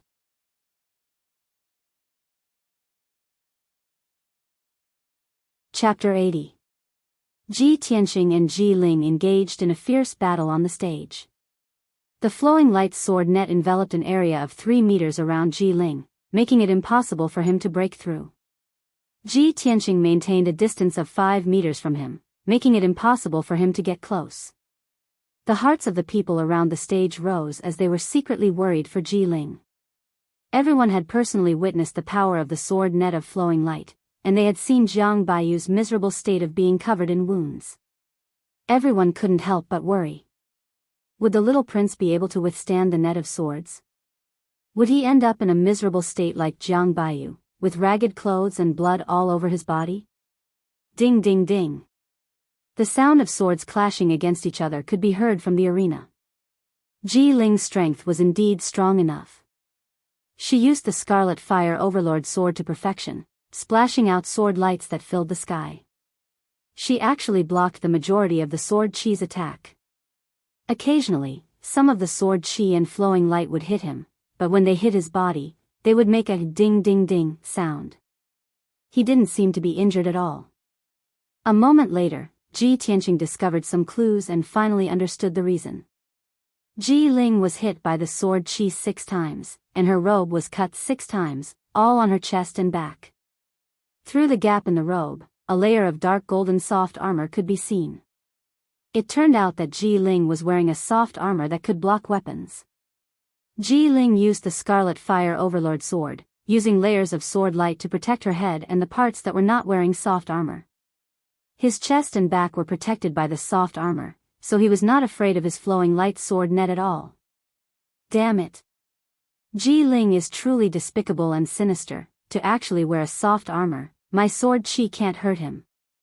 Ji Tianqing's heart was filled with hatred, his eyes surging with a cold light.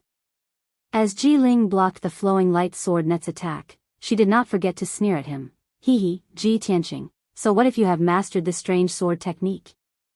I have the golden silk armor to protect me, so I'm invincible. It's impossible for you to defeat me. Ji Tianqing remained silent. His face was gloomy as he manipulated the sword net to attack. Ji Ling had the golden threaded armor to protect her, which made him feel helpless. The flowing light sword net was practically useless. After all, he was only at the true energy realm, and his sword chi was not strong enough to break through the defense of the golden silk armor. If he were to reach Tongxian realm, the might of his sword chi would be increased by at least 10 times and he would be able to break through the defense of the golden silk armor. Thinking of this, his desire to improve his strength became even more urgent. Soon, half an hour had passed. Ji Tianqing had been controlling the flowing light sword net all this time. His true essence consumption was enormous, and his mind was also very tired. He could clearly feel that his mind and strength were rapidly depleting. He could at most last for 100 breaths of time before he was defeated by Ji Ling's sword. On the other hand, Ji Ling was still using her sword technique to block the sword net. There were only 2 wounds on her body that were neither light nor heavy. Even though the robe he was wearing had been shredded into a pile of rags by the flowing light sword net, he was still wearing the golden silk armor, so he wouldn't be in too much of a sorry state. Moreover, his true essence and physical strength were still abundant. Even if he fought for another 15 minutes, it wouldn't be a problem. Under such circumstances, Ji Tianqing could only withdraw the flowing light sword net. Swoosh! Swoosh! Swoosh! Under his control, the flowing light sword net dissipated on the spot and turned back into 6 sword chi that flew back into his body. Ji Ling also temporarily stopped her attacks. She looked at Ji Tianqing with a mocking gaze and revealed a smug sneer. Why did you stop attacking? You know that you are weak and can't break through this king's defense? Or do you want to admit defeat and surrender? Ji Ling's tone was full of mockery and contempt. Ji Tianqing stared at her coldly and said word by word, "You want me to admit defeat? Are you worthy?" Ji Ling's expression became even colder, and her eyes surged with killing intent. Hee, if you admit defeat, then this king will be too disappointed. This king said that if you dare to challenge this king, then you must pay the price. This king will cripple you again and make you a cripple forever. Ji Ling's killing intent soared as he pounced at Ji Tianqing with his treasured sword. 9 flaming sword lights were unleashed as he used his trump card. Scarlet Flame 9 waves. 9 flaming sword lights burst forth with a violent and domineering power. They surged like a huge wave and instantly enveloped Ji Tianqing's figure. Ji Ling had been killed by the flowing light sword net for a quarter of an hour and had accumulated a lot of anger. At this moment, all of it exploded. This move of his was going to take Ji Tianqing's life on the spot. In an instant, the large stage was dazzled by the scarlet flames. Ji Tianqing's figure was completely engulfed by the flames and the people below the stage couldn't see him clearly. He was like a small boat in a stormy sea that was about to be swallowed up. At this critical moment, Ji Tianqing's face was calm and composed. A cold light flashed in his eyes as his right hand instantly grabbed the black dragon sword's hilt. Clang! Ji Tianqing, who had never pulled out his sword since the start of the tournament, finally pulled it out for the first time. A sword hum that was like a dragon's roar resounded and instantly spread throughout the entire square. A dazzling and cold sword light suddenly bloomed like a bolt of lightning streaking across the sky.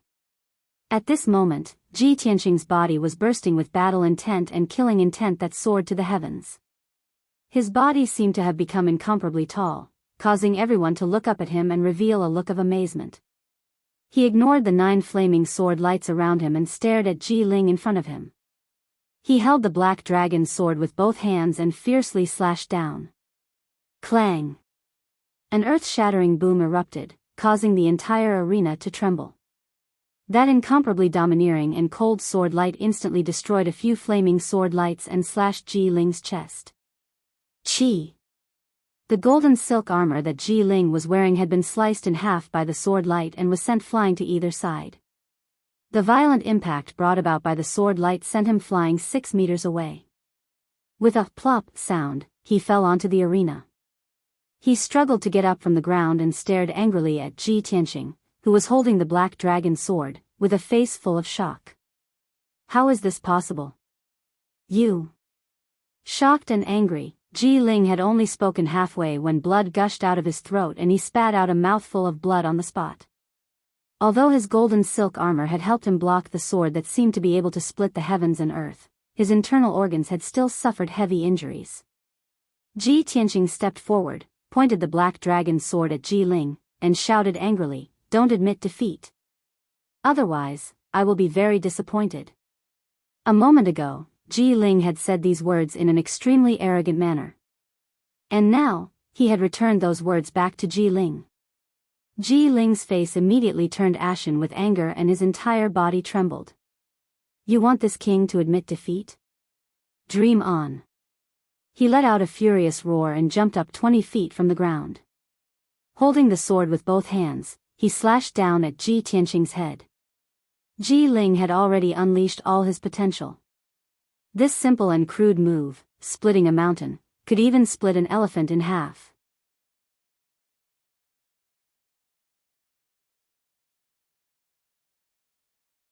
Chapter 81. Many of the experts present could see that Ji Ling was fighting like a cornered beast, using all of his strength for the final attack.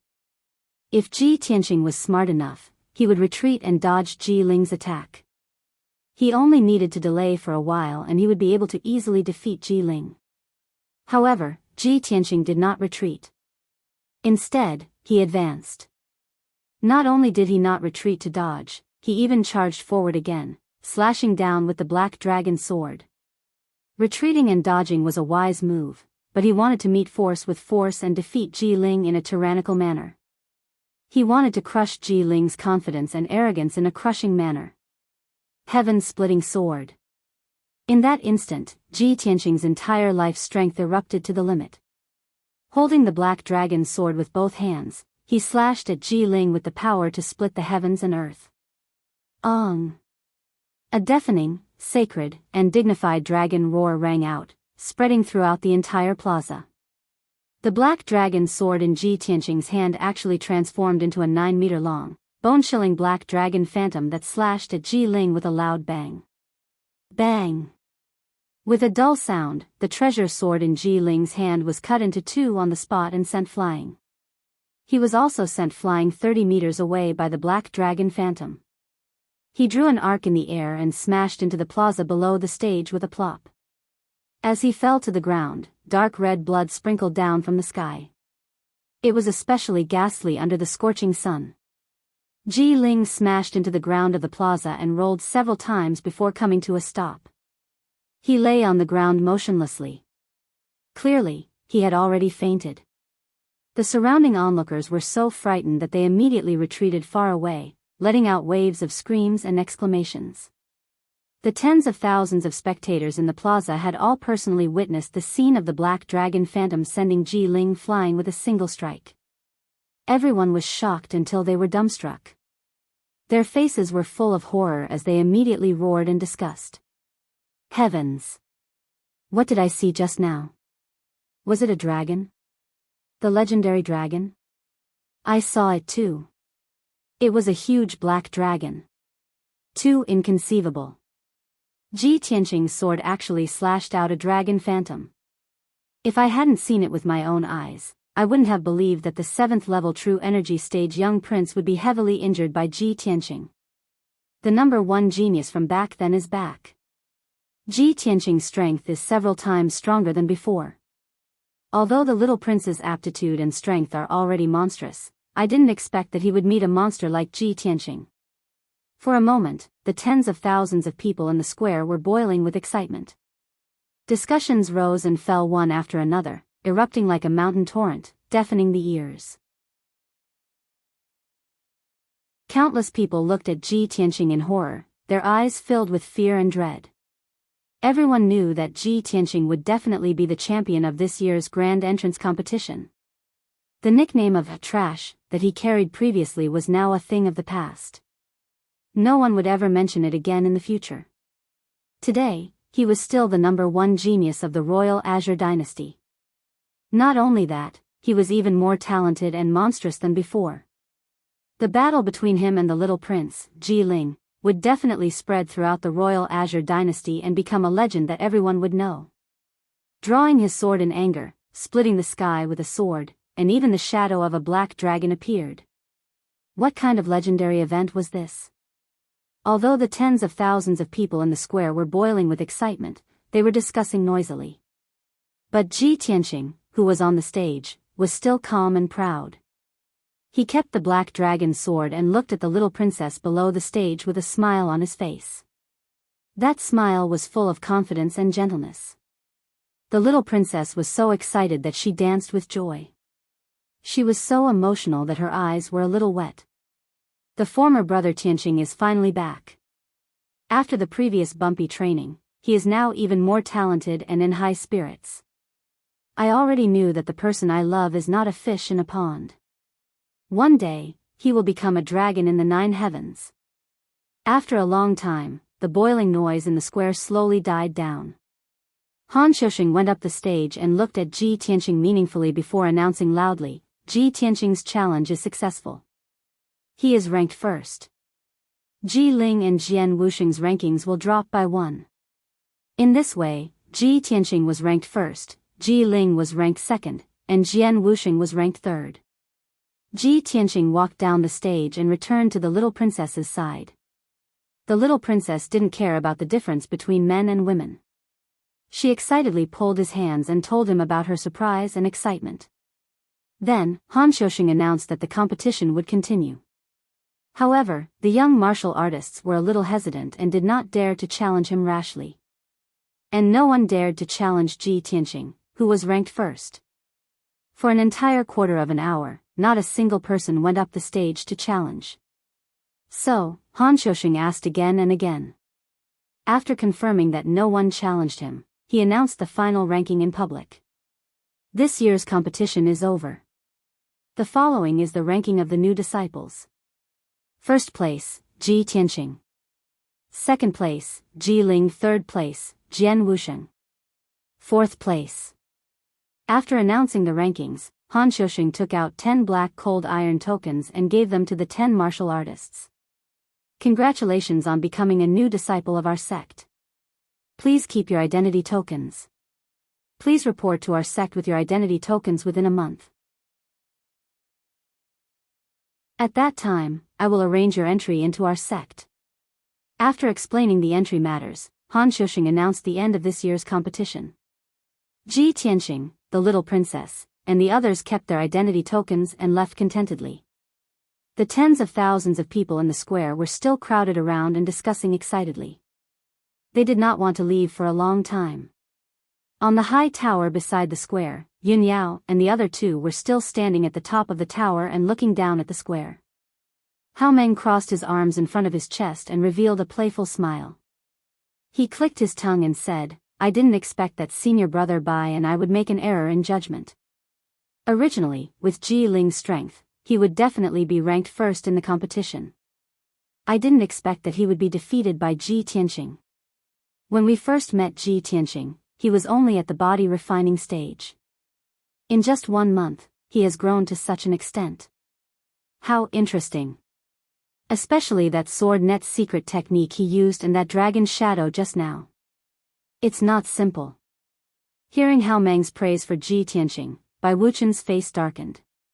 He secretly glanced at Yao. Seeing her thoughtful expression, he could not help but ask, eldest senior sister, when Ji Tianqing used his sword just now, the shadow of a black dragon appeared. Is it related to the dragon's breath that you detected that day? Yao remained silent and did not reply. Hao Meng scratched his head in confusion and turned to look at Bai Wuchen. Senior brother Bai, what dragon's breath? When did eldest senior sister detect the dragon's breath? Bai Wuchen just stared at Yun Yao and ignored Hao Meng's question. Hao Meng smiled embarrassedly and didn't say anything else after asking for a snub. After a while, Yun Yao put away her thoughtful expression and said indifferently, Junior brother Bai, Junior brother Hao, go and meet up with the two deacons. See if there's anything else that needs to be done. We should return to the sect in 3 days. After saying that, Yun Yao turned around and left the top of the pagoda. Her figure quickly disappeared into the rows of buildings. Only Bai Wuchen and Hao Meng were left standing at the top of the pagoda. They looked at Yun Yao's departing figure and fell into deep thought. After a moment of silence, Hao Meng could not help but ask. Senior brother Bai, eldest senior sister seems a little strange. What is she going to do? Bai Wuchen frowned and said expressionlessly, Junior brother Hao, eldest senior sister has always been a loner. Her whereabouts are always mysterious. It's not your first day knowing her. But this time, eldest senior sister is most likely going to look for that G brat.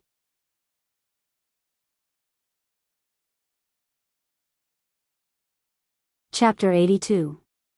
Ji Tianxing rode the carriage and left the city square, heading back to the Ji mansion. The carriage passed through several streets, but it suddenly stopped when it entered a tree-lined path. Puzzled, he lifted the curtain and was about to ask the coachman what was going on when he looked up and saw a woman in a white dress standing in front of the carriage. Although he could only see the back of the woman in the white dress and her long black hair that reached her waist, he could still recognize her. However, he recognized that the woman in the white dress was Yun Yao just by looking at her slim back. Ji Tianxing hurriedly got out of the carriage and instructed the coachman, wait for me here.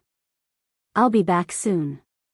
He walked behind Yun Yao and asked with a smile, Miss Yun Yao, may I know why you're waiting for me here? Yun Yao turned around and looked at him. She said calmly, I have something to ask you, but this isn't the place to talk. Come with me. After that, Yun Yao led him away from the tree-lined path and entered a house not far away. The door of the house was tightly shut. The courtyard was old and dilapidated, and it was covered with weeds. It was obvious that no one lived here. The courtyard was silent. The two of them were not afraid of being disturbed or eavesdropped when they talked here. The two of them stood under a big tree in the courtyard. Yin Yao then said to Ji Tianxing, congratulations on winning first place in the tournament.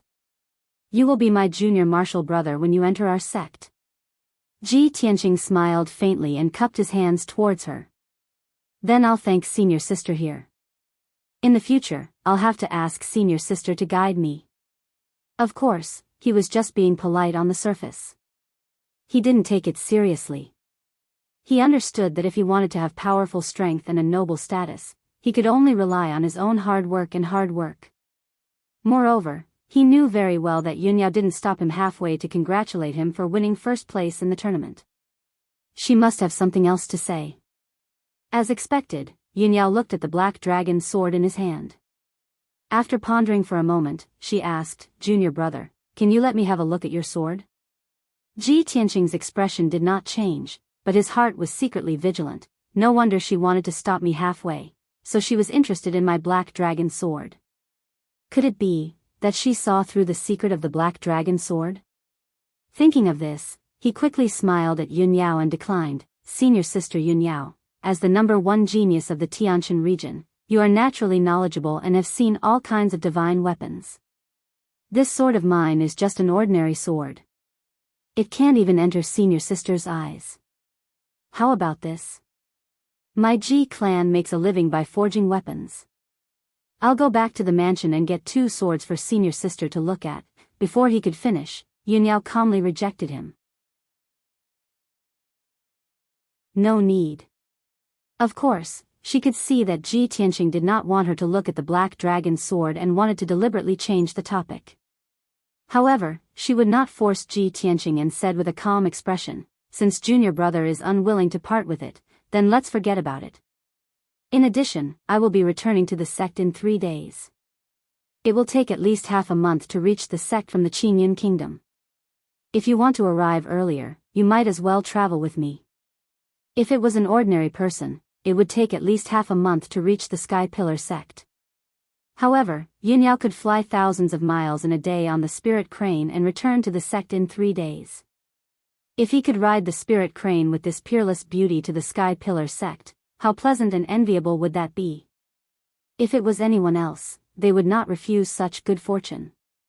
However, Ji Tianqing shook his head and explained, "Thank you for your kindness, senior sister, but I still have some matters to deal with at home. I will be delayed for a few days, so I won't be traveling with senior sister." Yunyao nodded slightly. "All right, then you deal with your family matters first. After dealing with the mundane matters, set off as soon as possible. Don't miss the deadline." "Thank you for your reminder, senior sister. Then I will take my leave." Ji Tianqing still maintained a smile, cupped his hands to her, and then left the dilapidated house. Yunyao looked at his back as he left, and the corners of her mouth suddenly evoked a very faint smile. It was so beautiful that it was suffocating. "The more you try to hide it, the more certain I am," she murmured to herself before leaving the dilapidated house. Ling Mansion, in a small courtyard with a quiet environment. Madame Ling was sitting under a tree, looking at things and thinking of her daughter, Ling Yunfei's death. She kept wiping her tears. Ling Sihai sat beside her and comforted her in a low voice. Suddenly, the sound of hurried footsteps came from the entrance of the small courtyard. A guard rushed into the small courtyard and shouted anxiously, "Family head. Something bad has happened." Ling Sihai immediately turned his head and angrily glared at the guard. He shouted, "What's the matter? Why are you so panicked?" The guard quickly came to his side and respectfully reporting to master, "This subordinate just received news that the sky-bearing sect's entrance competition has ended. Damn that Ji Tianqing, he actually defeated the little prince Ji Ling and entered the sky-bearing sect as first place in the competition." Suddenly hearing this news, Madame Ling also stopped sobbing. She stared in shock and anger and shouted, "What? That's impossible. That damn little bastard, how could he enter the sky-bearing sect and even win first place in the competition?" Ling Sihai also had an angry look on his face. He asked the guard in a deep voice, "Is this true?" The guard quickly nodded and said, "Of course it's true. The competition was held in the city square, and tens of thousands of people saw it clearly. Now the news has already spread in the imperial city." Ling Sihai also knew that this matter couldn't be fake. He was so angry that his face turned ashen, and his fists cracked. Ji Tianqing, that little bastard. He entered the sky-bearing sect as first place in the competition, so he will definitely be heavily nurtured by the sky-bearing sect. Now that he has the identity of a disciple of the sky-bearing sect, it will be difficult for us to make a move on him. Madame Ling was also so angry that her face turned cold, and her eyes surged with an ominous glint. "Even if Ji Tianqing becomes a disciple of the sky-bearing sect, we can't let him go. No matter what, I will kill him and let him be buried with our daughter." She frowned and thought for a while. Suddenly, she thought of someone and had an idea. "Master, I have an idea. We can ask you for help and let him deal with Ji Tianqing." "Humph. Ji Tianqing, that little bastard. Does he think that he can save his dog life by entering the sky-bearing sect? Wishful thinking." Ling Sihai frowned in puzzlement and subconsciously asked, "Which you, Madame Ling quickly explained, "Which you, can it be?" "Of course it's Feifei's cousin, Jian Yu." "Jian Yu?" Ling Sihai was startled for a moment before suddenly coming to a realization. "That's right. How could I have forgotten about him? Jian Yu is also a martial arts genius. He entered the sky-bearing sect 3 years ago. Now, his position in the sect must be extraordinary. Madam, I will write a letter to you, now. I must deliver the letter to you, before Ji Tianqing arrives at the sky-bearing sect."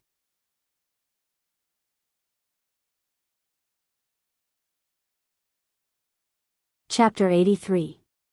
On the way back to the Ji mansion, Ji Tianqing was delayed by Yunyao. By the time he returned to the Ji mansion, it was already noon. At this time, the news of him defeating the young prince Ji Ling and winning first place had already spread throughout the imperial city. Everyone in the Ji mansion had also heard the news. Countless people were overjoyed and very excited. When Ji Tianqing stepped into the Ji mansion, the steward had already brought many Ji family members to respectfully wait for him. Seeing that the Ji family members were in high spirits, he casually said a few words and dismissed them. After returning to the cool breeze courtyard, he immediately sent a letter to the vice hall master, Mu Shan, to discuss matters. The entrance competition was over, and he had successfully won first place, becoming famous in one fell swoop.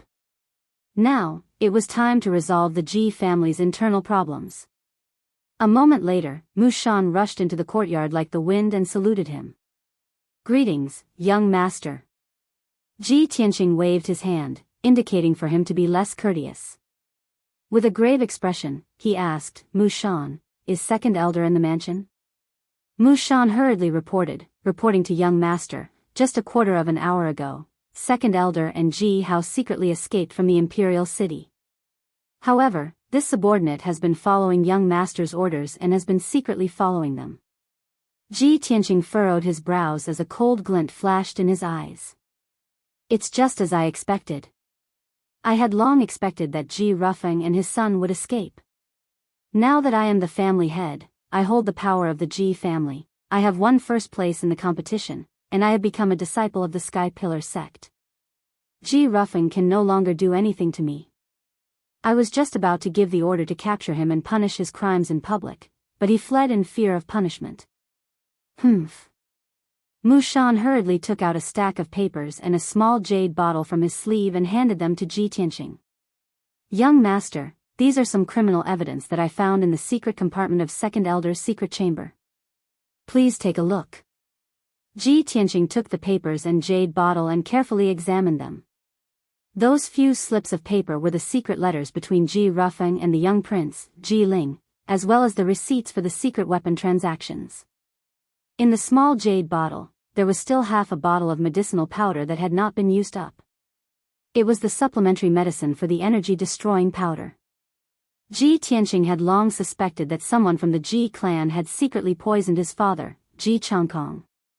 That was why his father was poisoned on the day the Ling clan came knocking on their door.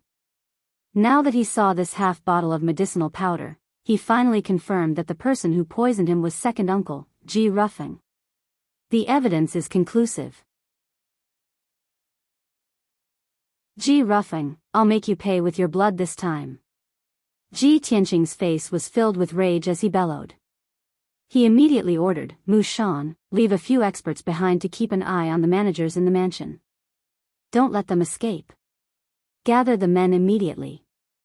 I will personally lead a team to hunt down Ji Rufeng. We absolutely cannot let him escape." "Understood." Mu Shan cupped his fists and accepted the order. He immediately left the room to gather the experts of Shadow Sword Hall. Ji Tianqing also hurriedly left the cool breeze courtyard. He found a chasing wind horse and prepared to set off. Currently, his father was heavily injured and was in seclusion. He would soon be heading to the Sky Pillar sect. The Ji clan would have no one to oversee the situation. If Ji Rufeng made a comeback, no one in the Ji clan would be able to stop him. Therefore, Ji Tianqing had already made up his mind to eliminate Ji Rufeng no matter what. If this internal trouble was not eliminated, the Ji clan would never have a day of peace. A moment later, Ji Tianqing led Mu Shan and the 6 experts of Shadow Sword Hall out of the Ji mansion. The group left the imperial city and chased westward as fast as lightning. Every 2 hours, Mu Shan would receive a secret message from his subordinates using swift-winged birds to learn about Ji Rufeng's whereabouts and news. Unknowingly, 6 hours had passed. The sun had already set and the curtain of night was about to fall. At this time, Ji Tianqing, Mu Shan, and the others had already chased for more than 300 miles. They were far away from the imperial city and had entered Yuzhou. Obviously, Ji Rufeng had also discovered that someone was chasing after him. Not only did he run for his life without stopping, but he also fled into the mountains in order to shake off his pursuers. 2 hours later, Ji Tianqing, Mu Shan, and the others finally caught up to Ji Rufeng. In the darkness of the night, on top of 1,000 zhang tall mountain, Ji Rufeng, Ji Hao, and 4 other guards in leather armor were standing in the open space with their backs against each other in a defensive formation. The horses that the 6 of them rode had long been abandoned at the foot of the mountain. Ji Rufeng's appearance was somewhat disheveled. His clothes were soaked in sweat and his eyes were glaring angrily, flashing with a frightening light. Like the 4 bodyguards, he gripped his profound weapon saber and sword tightly and stared murderously at the shadow sword hall experts around him. Ji Hao's face was ashen. He hid in the crowd with a frightened look in his eyes, trembling all over.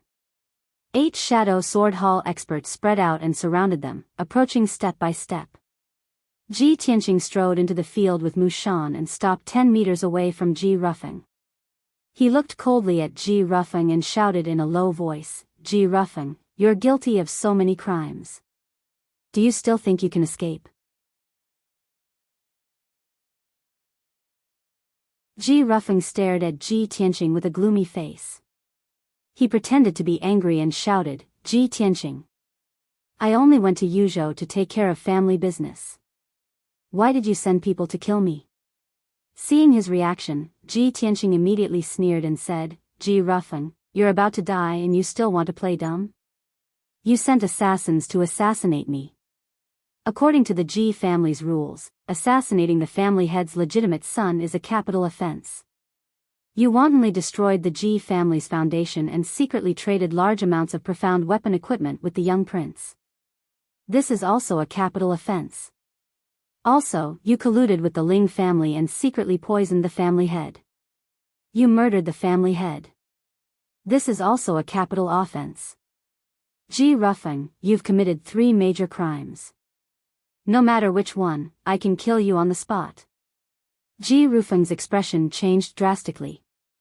Deep hatred flashed through his eyes. However, he still refused to admit his crimes. He even quibbled, "Ji Tianqing, this is only your side of the story. You want to punish me? Do you have any evidence?" "Without any evidence, on what basis did you send people from Shadow Sword Hall to kill me? You want evidence?"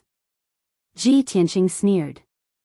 He waved his hand and threw a stack of paper and a jade bottle in front of Ji Rufeng. "This is the evidence. Open your dog eyes and look carefully."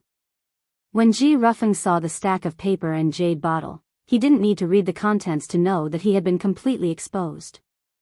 His expression became ferocious as he shouted in a venomous tone, "Ji Tianqing, I underestimated you. Originally, today was supposed to be the day of your death. But I didn't expect that a piece of trash like you could rise again and defeat the young prince to take first place in the family competition. I really regret not killing you earlier. If you hadn't interfered, my plan would have been completed long ago.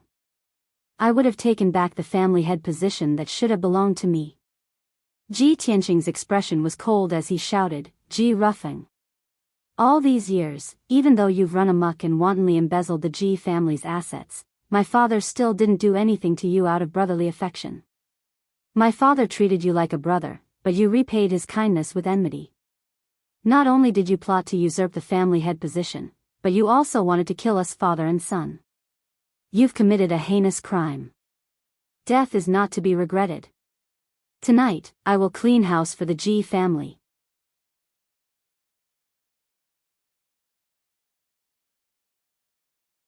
Chapter 84.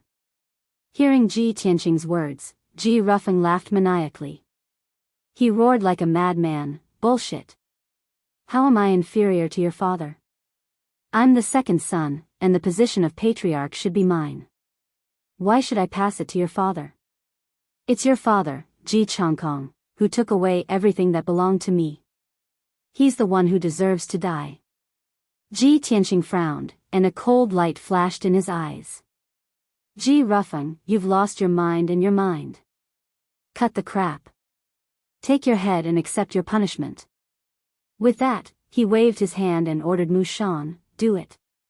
Mu Shan accepted the order and leaped toward Ji Rufeng. He waved his sword, and cold light filled the sky. The 8 Shadow Sword Hall experts also attacked, surrounding Ji Rufeng's 4 guards. Instantly, sword light flashed within a 20-meter radius, and a fierce wind blew. The sword light brought with it a violent and fierce wind that spread in all directions, sweeping up the fallen leaves on the ground and sending sand and stones flying. The dazzling cold light illuminated the dark night. Ding ding dang dang, after a series of clanging sounds of swords colliding, the battle ended. Although Ji Rufeng's 4 trusted guards were at the first or second level of the mystic enlightening realm, they could not withstand the attacks of the Shadow Sword Hall experts. Both sides had only exchanged a few blows before the 4 guards were killed by the Shadow Sword Hall experts. They lay on the ground covered in blood, turning into corpses. Ji Hao was even more vulnerable. His chest had been pierced by a sword light in the chaotic battle, and he died on the spot. Ji Rufeng was still alive, but he was also covered in wounds. The sword in his hand had been snatched away, and Mu Shan had a sword pressed against his neck. Ji Tianqing walked in front of him and shouted with a gloomy face, "Ji Rufeng, you can say your last words now." Ji Rufeng's blood-stained face revealed a sinister smile filled with resentment. "Ha ha ha. Ji Tianqing. Even if I die here tonight, you and your father won't live for long. You'll be buried with me sooner or later. I'll wait for you in the Yellow Springs. Someone will avenge me. Ha ha ha." With that, Ji Rufeng laughed maniacally. "Then go to hell." Ji Tianqing coldly shouted, waving his sword and piercing his throat. Ji Rufeng immediately stopped breathing. His eyes were still wide open as his body fell to the ground with a plop. The mountain peak fell into silence. The night wind blew, dispersing the smell of blood on the ground. "Deal with these corpses." Ji Tianqing ordered Mu Shan before walking towards Ji Hao's corpse. Ever since he caught up with Ji Rufeng and his son, Ji Hao had been trembling in fear. He hadn't said a single word, which seemed somewhat abnormal. He had specially observed Ji Hao just now and realized that Ji Hao's build and height were somewhat different from what he remembered. Ji Tianqing could not help but suspect that there was something wrong with this Ji Hao. He came to the side of Ji Hao's corpse and used his sword to pry open the hair covering his face, carefully observing Ji Hao's face. After a while, Ji Tianqing suddenly noticed something and frowned. "Mu Shan, check Ji Hao's body and see if he was in disguise." Mu Shan immediately understood what he meant and hurriedly squatted down to examine Ji Hao's face. He stretched out 2 fingers and searched Ji Hao's face for a while before ripping off a human skin mask. Instantly, a dark and ordinary face appeared in front of everyone. Ji Tianqing looked at the unfamiliar face with a cold glint in his eyes. He said hatefully, "It really is a substitute. Damn that Ji Rufeng, what a scheming old fox. He had already found someone to disguise himself as Ji Hao and fooled us all." Mu Shan knelt down on one knee in shame and apologized to Ji Tianqing. "Young master, it is my negligence. I was careless and was fooled by a substitute, allowing Ji Hao to escape. Young master, please allow me to redeem myself. I will immediately send people to investigate. We must capture Ji Hao." Ji Tianqing thought for a while and nodded. "This matter cannot be delayed. Send people to investigate immediately. Remember, capture him alive." "Yes, young master." Mu Shan cupped his fists and immediately ordered the experts of the Shadow Sword Hall to start the operation. After he passed down the order and arranged the men, the corpses on the mountain peak were also dealt with. Ji Tianqing led everyone away from the mountain peak and returned to the imperial city. The next day, noon, the Ji Mansion's main hall. Ji Tianqing sat on the seat of the patriarch. Today, he was going to clean up the internal problems and reorganize the Ji family. Mu Shan stood beside him with a sword in his hand, looking like a murderous god. On both sides of the main hall sat Grand Elder Ji Dajiang, for managers with different surnames, and a few elders and elders of the Ji family. Third Elder Ji Changhe and 5 other managers with the surname Ji were forced to kneel in the middle of the main hall by the experts of the Shadow Sword Hall. Ji Tianqing took out all kinds of evidence and listed the crimes of the 5 managers with the surname Ji. Then, he announced the punishment in front of everyone. Remove the 5 managers with the surname Ji from their positions and confiscate all their family assets. Then, all 5 of them will be expelled from the Ji family and their names will be erased from the genealogy. From now on, these 5 people would no longer be the powerful managers of the Ji family. They would be reduced to penniless paupers. Moreover, they would be expelled from the Ji family and their names would be erased from the genealogy. Even after death, they would not be able to enter the Ji family's ancestral hall. To them, this was undoubtedly the most reasonable punishment. Ji Tianqing's announcement was like a bolt from the blue to the 5 managers with the surname Ji. They were dumbfounded on the spot. After regaining their senses, the 5 managers beat their chests and stamped their feet. They repeatedly kowtowed and begged Ji Tianqing to be lenient and forgive them. There were even 2 managers who wailed in front of everyone and slapped themselves in front of Ji Tianqing to express their remorse. However, what happened in the main hall a few days ago was still vivid in his mind. How could Ji Tianqing forgive them?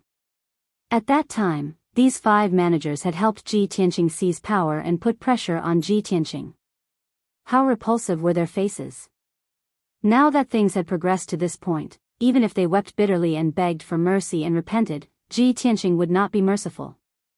After dealing with the 5 managers with the surname Ji, Ji Tianqing dealt with the 3rd uncle, Ji Changhe. 3rd elder Ji Changhe colluded with 2nd elder Ji Rufeng to embezzle the Ji family's assets and fill their own pockets. They committed all kinds of evil deeds. Ji Changhe. Since you are my father's biological brother, I will give you a lighter punishment. From today onwards, Ji Changhe will be stripped of all his positions and will not interfere in any of the Ji family's matters. Furthermore, Ji Changhe will be imprisoned in the long bamboo courtyard.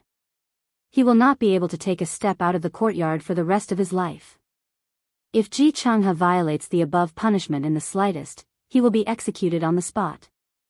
After announcing the punishment, Ji Tianqing stared coldly at Ji Changhe and asked, Ji Changhe, do you have anything else to say?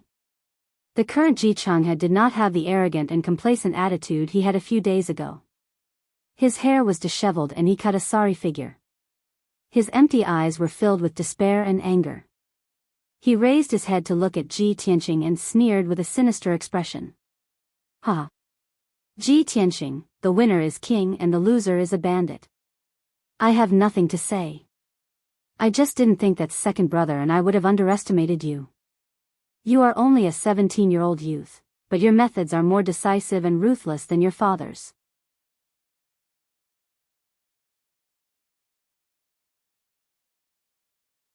Chapter 85. After dealing with Ji Changhe and the 5 Ji clan heads, the internal strife of the Ji clan was finally completely eliminated. Ji Tianqing had avenged himself and his father, and also completed his father's task of protecting the Ji clan's 100 years of foundation.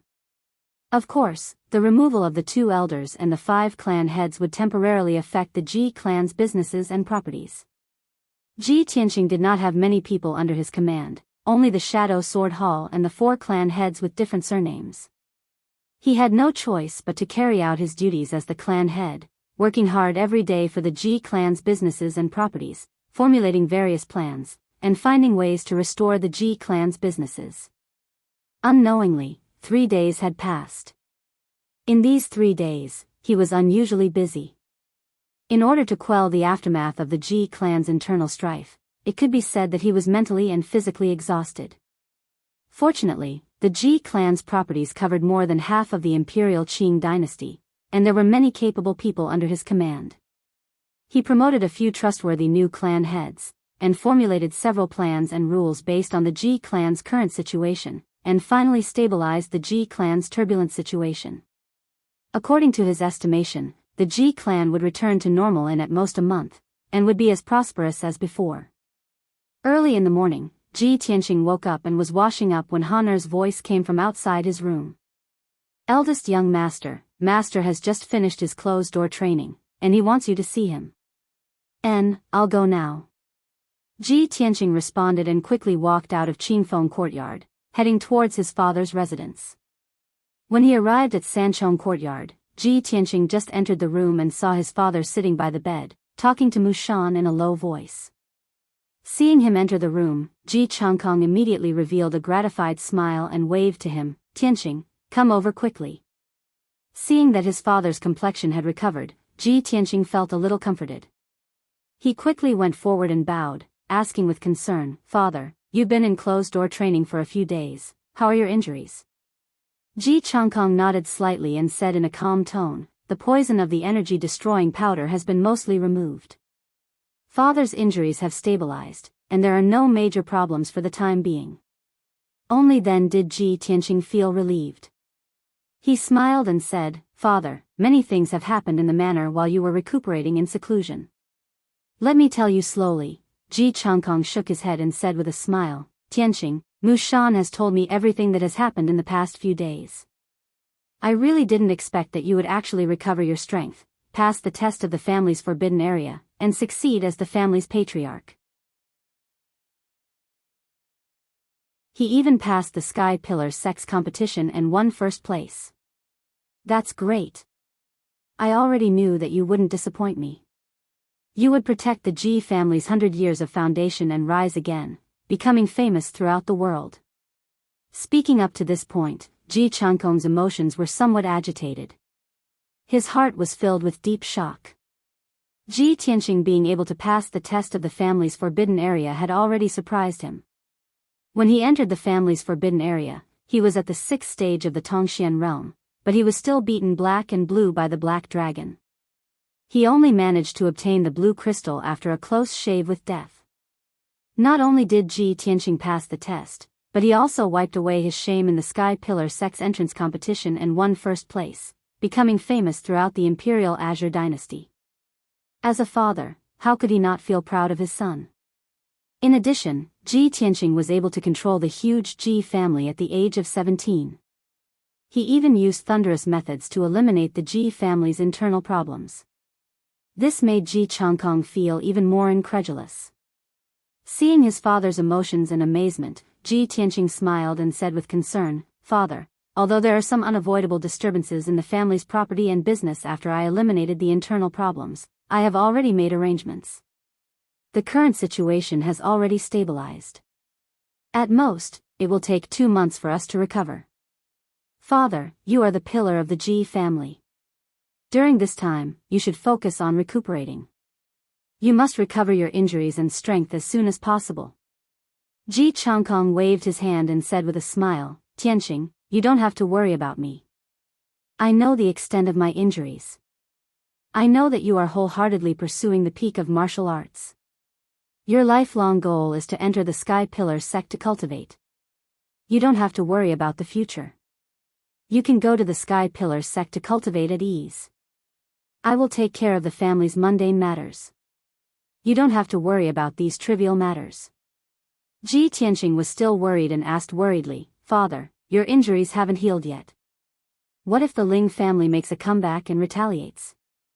Changkong pointed at Mushan beside him and said with a smile, "Just now, I had Mushan pass down the order to recall 16 Shadow Sword Hall experts to guard the Ji residence.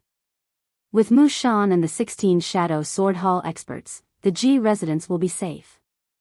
The Ling family won't dare to make a move against me." Tianqing thought for a moment and nodded, "That's good. Then I will go back and prepare. We will leave for the Sky Pillar sect in 5 days." With this matter settled, the father and son chatted for a while more before Tianqing took his leave. Half an hour later, Tianqing returned to the Cool Breeze courtyard.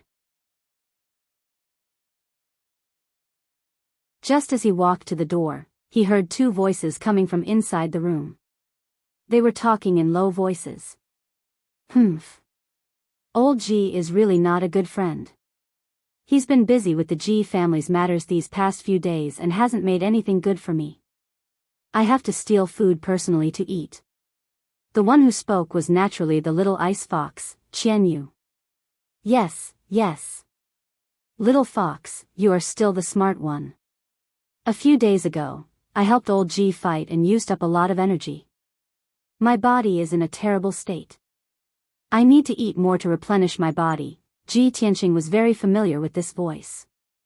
It was the little black dragon's voice. "Hey! Little black dragon, don't eat so fast. Leave some for me. Damn it. That roasted chicken is mine. Give it back to me. Qian Yu's voice sounded again. It was unclear that she still had food in her mouth. Ji Tianqing frowned and immediately pushed open the door. He saw that the round table in the room was filled with all kinds of delicious food. There were all kinds of fresh fruits and delicious dishes, as well as roasted chicken, roasted duck, and roasted lamb legs. The food was piled up like a small mountain. Qian Yu and the little black dragon's claws were holding on to the food. They were eating heartily, grease dripping from their mouths. When Ji Tianqing walked into the room, Qian Yu was reaching out with its little claws, trying to snatch a golden roasted chicken from the little black dragon's hands. The two of them heard the door open and stopped at the same time. They turned their heads to look at the door. Ji Tianqing looked at the two of them with a strange expression. He pretended to be angry and said, "Wow, the two of you are stealing food behind my back."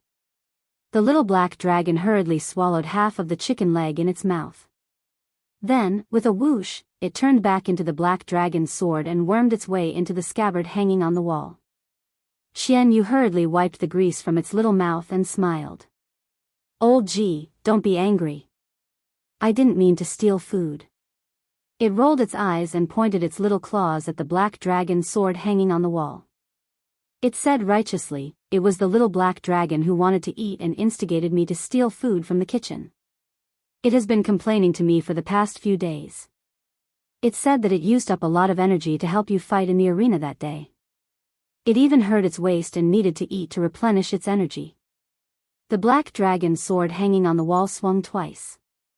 The little black dragon's sullen voice sounded. "It wasn't me.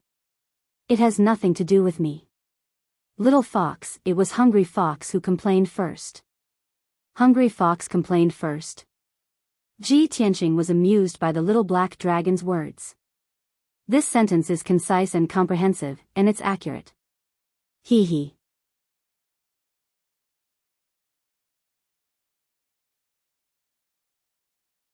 Chapter 86. Seeing that Qian Yu still wanted to argue, Ji Tianqing waved his hand. "All right, stop arguing. Eat as much as you want. If it's not enough, I'll get the kitchen to send more. I'm preparing to go into seclusion to cultivate for a few days. During this time, you two should behave yourselves. We'll be going to the Sky Pillar sect in a few days."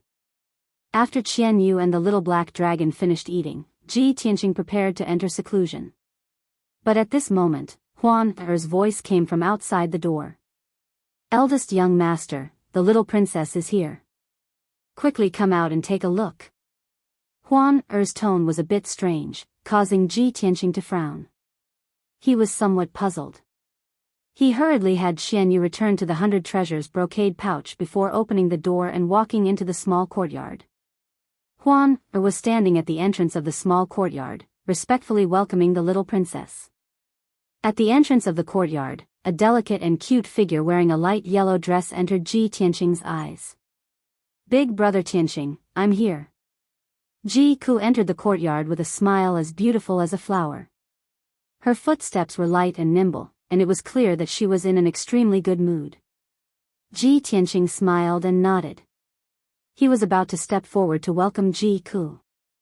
However, when he saw a large group of guards following closely behind Ji Ku and carrying several boxes, the smile on his face immediately turned into confusion. "Ku, what are you doing now?" Ji Ku came to his side with a face full of joy. She intimately held his arm and directed the palace guards to carry the boxes into the room. "Big brother Tianqing, don't misunderstand. I'm not here to give you gifts this time. These boxes are all my luggage. I've decided to stay with you for a few days." "Ah." Ji Tianqing's expression became a bit strange. "Ku, this isn't good, is it? You're an unmarried princess, and you're coming to stay with me. If the news gets out, there will definitely be a lot of rumors." Ji Ku's face was full of smiles. Clearly, she didn't care about the negative effects. After the guards put down the boxes, she ordered them to leave the small courtyard. She pulled Ji Tianqing into the room. After sitting down, she smiled and said, "Big brother Tianqing, we'll be going to the Sky Bearing sect in a few days anyway. I'm bored staying in the palace for the next few days, so I'll stay here for a few days. It'll be convenient for us to set off together. What's wrong? Big brother Tianqing, are you unwilling? Am I too abrupt and presumptuous? If Big brother Tianqing finds me annoying, then I'll just move out. As she spoke, she pouted. Her beautiful face revealed a wronged expression, and a layer of mist appeared in her clear eyes. Ji Tianqing quickly smiled and pinched her cute little face. He comforted her and said, "Ku, you misunderstood me. Why would I find you annoying? You're right. You can stay here for the time being. In a few days, we'll head to the sky-bearing sect together." Only then did the wronged expression on Ji Ku's face disappear and she revealed a sweet smile. I knew it. Big brother Tianqing is the best. Ji Tianqing smiled and nodded. Then, he had Huan tidy up a room for Ji Ku and prepare a place to stay. Only the two of them were left in the room. Ji Ku leaned over to Ji Tianqing's ear and whispered, "Big brother Tianqing, I have something to tell you. This morning, people from the sky-bearing sect brought my imperial uncle out of the imperial city and set off for the sky-bearing sect." Hearing this news, Ji Tianqing immediately frowned. Little Prince Jiling? He actually went with the people from the sky-bearing sect to the sky-bearing sect? Ji Ku nodded. Her clear eyes were also filled with doubt. That's right. I also don't understand why. It's reasonable to say that you, the first place of the tournament, should be valued by the sky-bearing sect. They should be bringing you along. Ji Tianqing remained silent. His eyes were surging with thoughts. He kept feeling that something was wrong. After a moment of silence, Ji Ku suddenly thought of something. Her expression couldn't help but change slightly. She lowered her voice and said, "That's right, Big brother Tianqing, I remembered something. Previously, I inadvertently heard that the 3 disciples from the sky-bearing sect came to our imperial Azure dynasty not only to supervise the tournament, but also to complete a mission. They seem to be looking for someone and my imperial uncle is the person they're looking for. Big brother Tianqing, do you think it's because of this?" Ji Tianqing nodded slightly and said with a solemn expression, "It should be. But why is Ji Ling the person they're looking for?" Ji Ku frowned and shook her head. "I also don't understand why. Perhaps when we reach the sky-bearing sect, we'll know what's going on." Following that, Ji Ku chatted with him for a while more before preparing to return to her room to rest. Ji Tianqing hurriedly urged, "Cuckoo, I'm preparing to go into seclusion to cultivate for a few days. We'll set off in 5 days. It'll take at least half a month from the Imperial Azure Dynasty to the sky-bearing sect. The journey is long and bumpy. You should rest well these few days." Ji Ku nodded obediently to show that she understood. She bid farewell to him and returned to her room. Ji Tianqing also entered the secret underground chamber. He took out many pills and swallowed them before he began to cultivate. 2 days ago, he took the time to go to the martial arts hall and tested his strength again. Now, he already had the strength of the 5th level of the true element realm. Moreover, the sword embryo in his body was growing stronger day by day. His strength was still rapidly increasing. Ji Tianqing considered and prepared to cultivate the 3rd level of the sword heart Dao. He wanted to refine the 9 main meridians in his body into a sword vein. Although his meridians had been transformed by the red star flower's medicinal power, his meridians were much tougher and stronger than ordinary people. However, this was far from enough.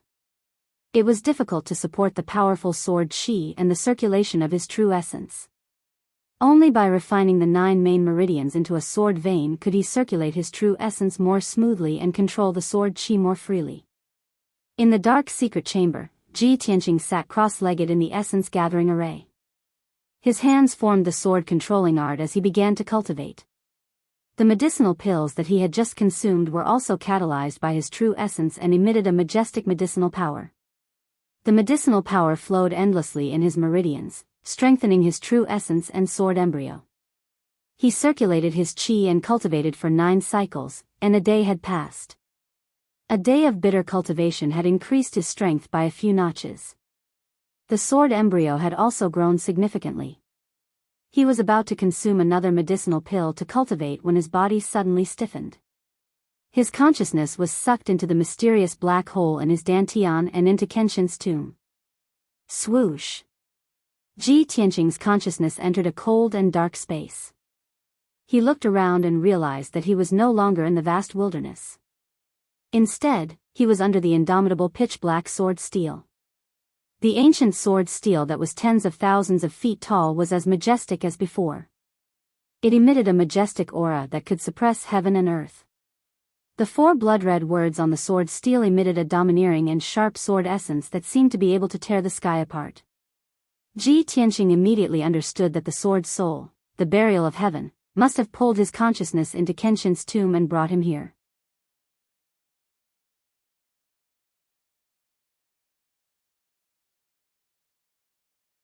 Chapter 87.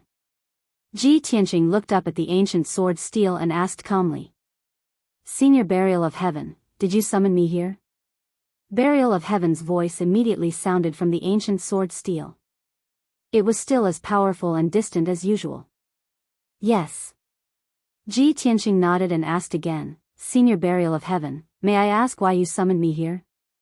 Burial of Heaven said in a low voice, Boy, although you can cultivate the path of the sword heart and have reached the beginner level, you are still a human being.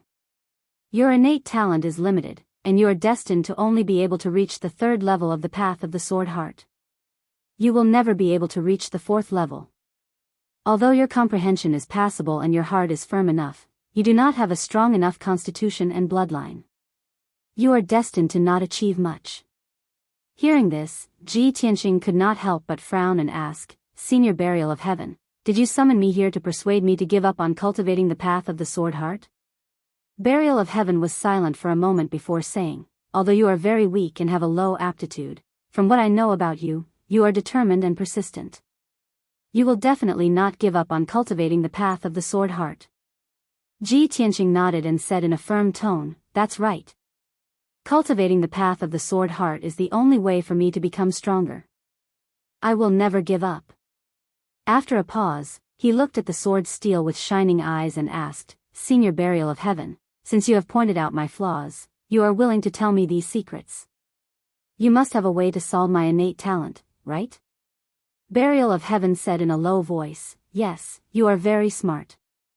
Since you have successfully cultivated the path of the sword heart with a human body, you can be considered to have some connection with Kenshin.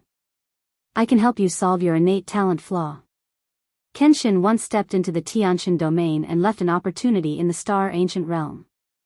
That's a drop of Kenshin's divine blood sealed within the heavenly astral bead. If you can find the heavenly star bead and obtain the drop of divine blood, you'll be able to fuse with the Kenshin bloodline and solve the flaw of your innate talent. You'll also be able to successfully cultivate the supreme sword Tao of Kenshin. Hearing this, Ji Tianqing's eyes shone brightly, his heart filled with anticipation and desire. Ancient Star Realm? Divine Blood? Heavenly Star Bead? Thank you, Senior Burial of Heaven. I'll remember this. He knew very well that the supreme sword Tao that the sword soul Burial of Heaven mentioned was not only the sword heart Tao, but also a higher level sword Tao absolute art. If he could obtain the god's blood in the heavenly star bead, not only would he be able to make up for his innate flaws, but he would also be able to cultivate a more profound sword Tao. How could he not be excited? How could his blood not boil?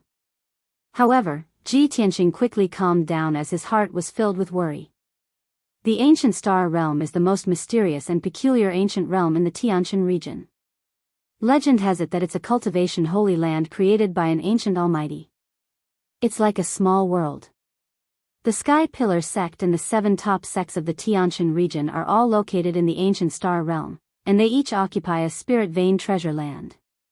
With my current strength, searching for the heavenly star bead in the ancient star realm is undoubtedly like searching for a needle in a haystack. I'm afraid I won't be able to find it in my lifetime, right? The Sword Soul Burial of Heaven told me this news. Although it's exciting, it's just an illusion. It can only be a fantasy. At this moment, the Sword Soul Burial of Heaven spoke again. Kid, aren't you going to the Sky Pillar sect in a few days? The Sky Pillar sect is in the ancient star realm. After you settle down in the Sky Pillar sect, do your best to find the heavenly star bead.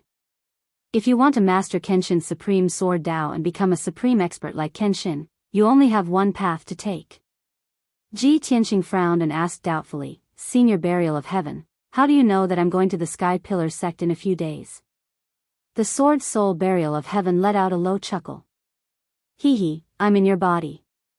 I know everything about you. Otherwise, how could you have survived in the Taiyi mountain range and even subdued that little heavenly fox? Ji Tianqing came to a realization and felt even more respect for the Sword Soul Burial of Heaven. Oh right, Senior Burial of Heaven, you said that Qian Yu is a little heavenly fox? Can you tell me more about it? The Sword Soul Burial of Heaven said indifferently, it's just a divine beast, heavenly fox. Although it's one of a kind in this world, when I was in the upper realm. At this point, it suddenly stopped and didn't continue. In short, it's also a great opportunity for you to subdue that little heavenly fox. It will be a great help to you in the future. Since the Sword Soul Burial of Heaven didn't want to say more, Ji Tianqing didn't ask any more and nodded to show that he understood. Thank you for your advice, Senior Burial of Heaven.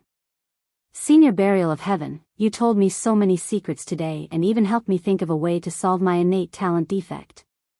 You must have your reasons. Ji Tianqing knew very well that there was no such thing as love or hatred for no reason in this world.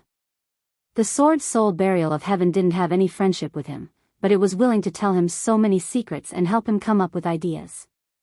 It must have other motives.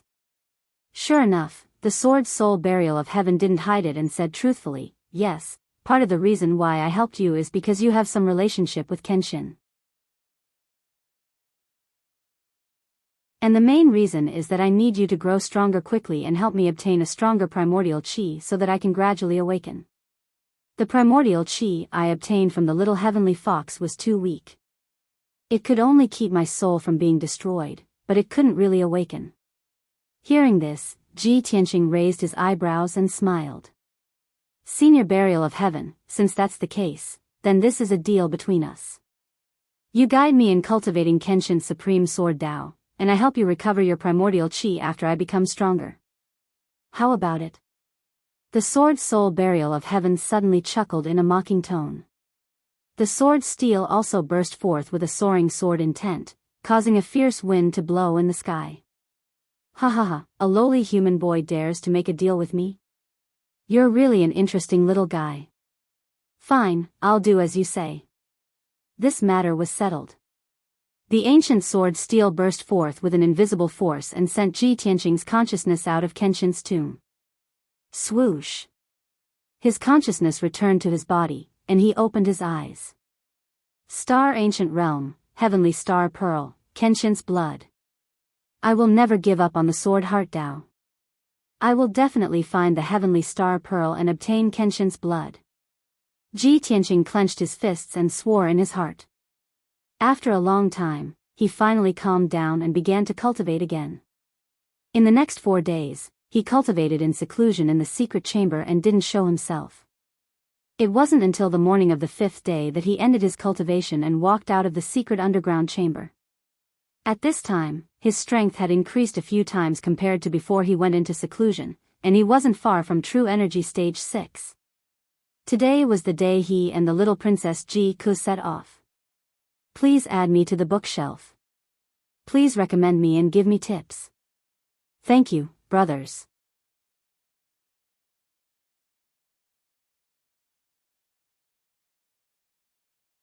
Chapter 88. Early in the morning, the Ji residents prepared a carriage for Ji Tianqing and Ji Ku. Other than the 2 coachmen, there were also 4 bodyguards who would escort them to the Sky Pillar sect. Ji Changkong personally led the Ji family to send Ji Tianqing and Ji Ku out of the Ji residence and waved goodbye to them.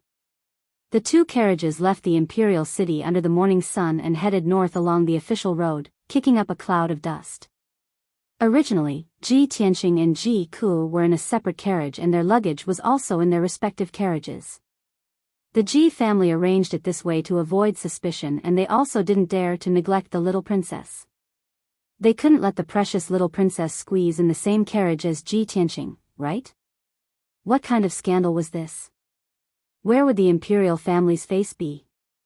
However, when the carriage left the imperial city, the little princess squeezed into Ji Tianqing's carriage and insisted on squeezing in with him.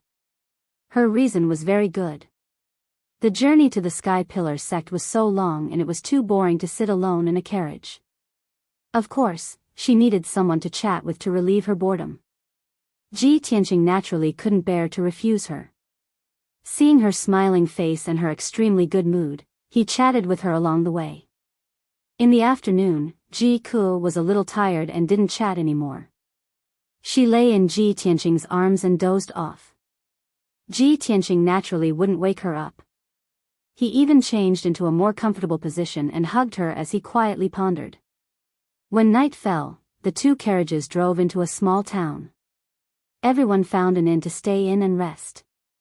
Early the next morning, everyone rested well and replenished their water and food before continuing on their journey.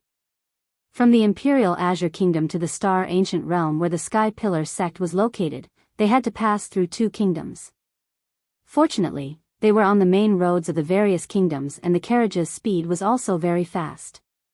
They could travel 500 to 600 miles a day. 3 days later, the carriage drove out of the Imperial Azure Kingdom and entered the Mao Rong Kingdom. There were many mountains and rivers in the Mao Rong Kingdom. The scenery was magnificent and the culture was also very different from the Imperial Azure Kingdom. Ji Tianqing and Ji Ku sat in the carriage and enjoyed the scenery along the way. They chatted happily. This was especially true for Ji Ku, who had grown up in the Imperial Palace and rarely left the Imperial City. She had always been curious and yearned for the outside world. Leaving the Imperial Azure Kingdom for the Sky Pillar sect was the furthest journey she had ever taken in her life. With the person she loved by her side, she could broaden her horizons and increase her experience. Of course, she was excited and happy. After 3 days of interaction, her relationship with Ji Tianqing had become more and more intimate. Although Ji Tianqing took care of her as an elder brother, she had already regarded Ji Tianqing as her lover, so she did not avoid suspicion in the slightest. Now, Ji Ku had already fallen in love with this kind of life where he didn't have to care about other people's opinions and worldly etiquette when he was outside. She secretly prayed in her heart that it would be great if she could stay like this with big brother Tianqing forever. 9 days later, the carriage left Mao Rong State and entered the territory of Hengchuan State. As long as they crossed Hengchuan State, they would reach the ancient Star Realm. That evening, Ji Tianqing and the others entered a city called Fengyang City. The area of Fengyang City wasn't big, only about half the size of the Imperial City. However, the city was bustling with people coming and going. Even at night, it was still noisy. After all, Fengyang City was the only way to enter Hengchuan State. Many merchants from the Imperial Azure Kingdom and Mao Rong State had to pass by here to enter and exit Hengchuan State. After Ji Tianqing and the others entered Fengyang City, they stayed in the best inn in the city and rested there for the night. The inn was very big and there were many guests eating in the main hall on the first floor.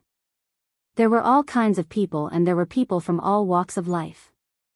Ji Tianqing and Ji Ku led 2 guards into the main hall and sat down at a table to eat.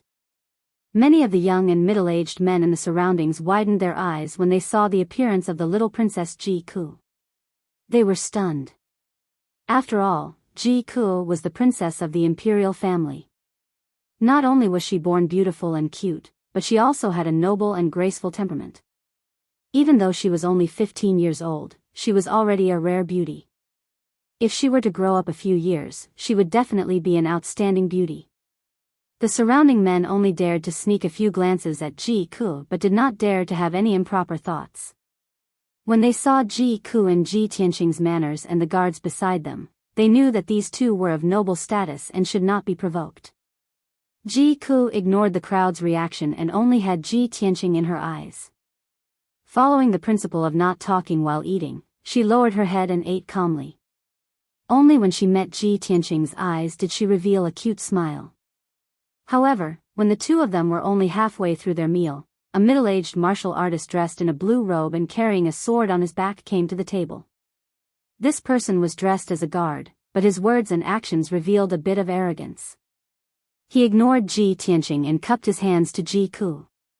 He said in a neither servile nor overbearing manner, "Miss, my young master would like to invite Miss upstairs for a chat. Would Miss be willing to give him the honor?" After saying that, he raised his head and glanced at the heavenly private room on the second floor. Ji Tianqing and Ji Ku immediately frowned. They put down their bowls and chopsticks at the same time and raised their heads to look at the private room. In the exquisitely decorated private room, a handsome young man in a white robe was standing by the window and looking down at Ji Ku. The handsome young man was about 20 years old. He wore a jade crown on his head and his hair was tied up in a bun. His face was fair and handsome, and his whole body exuded a confident and noble aura. When he saw Ji Ku looking up, he even nodded slightly at Ji Ku and revealed a gentle and elegant smile. If it were any other ordinary girl, they would not be able to resist his gentle gaze and smile. Moreover, he was obviously a young man of noble status and strength. Which girl would reject his kind invitation?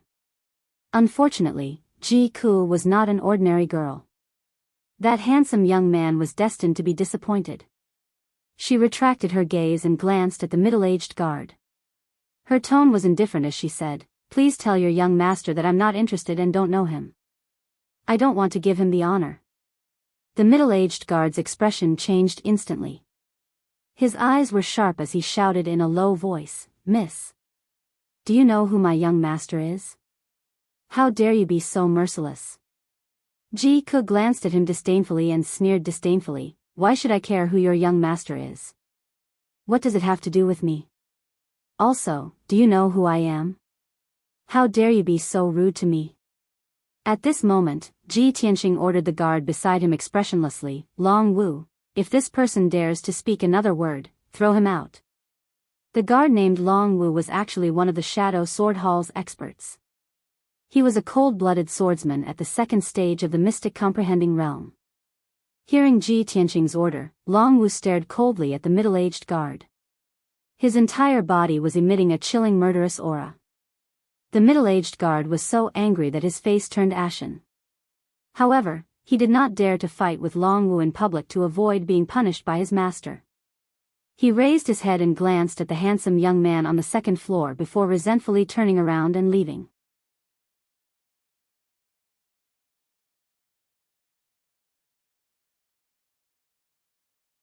Chapter 89.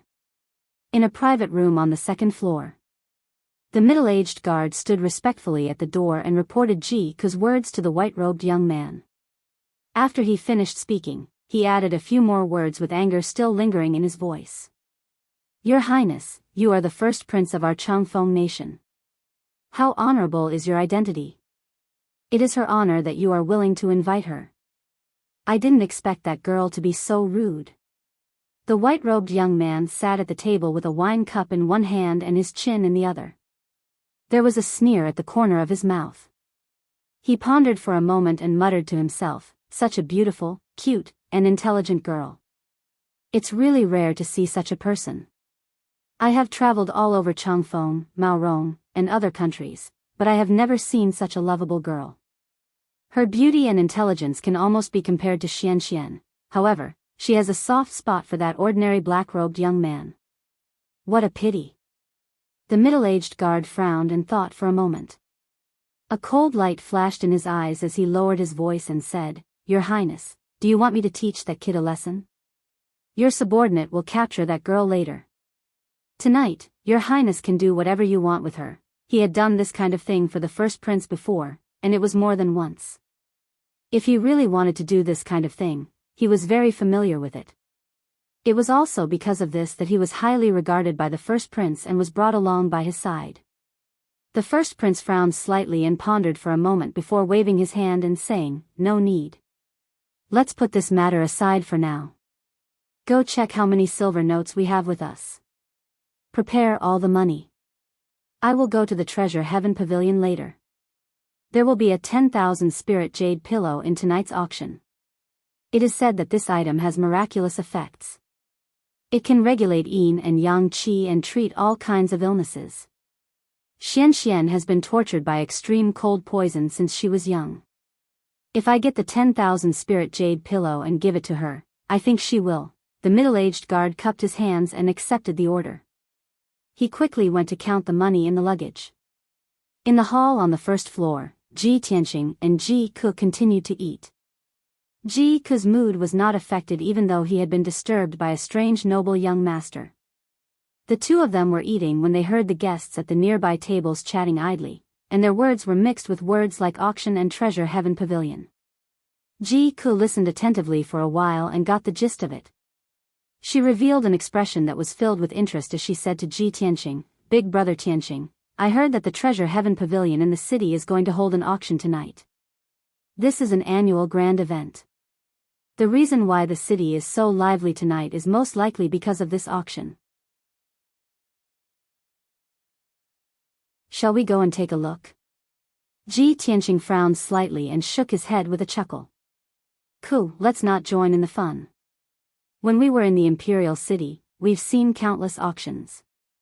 This Fengyang city is far less prosperous than the imperial city. It's just an auction. There's no point in watching it. Even though Ji Ke yearned for it in her heart, seeing that Ji Tianqing didn't agree, she could only purse her small lips and resentfully say, "All right, I'll listen to big brother Tianqing." While the two of them were talking, a handsome youth at the neighboring table had been listening to their conversation with a smile on his face. This blue-robed youth was about the same age as Ji Tianqing. He had a tall and straight figure, a handsome face, and an imposing appearance.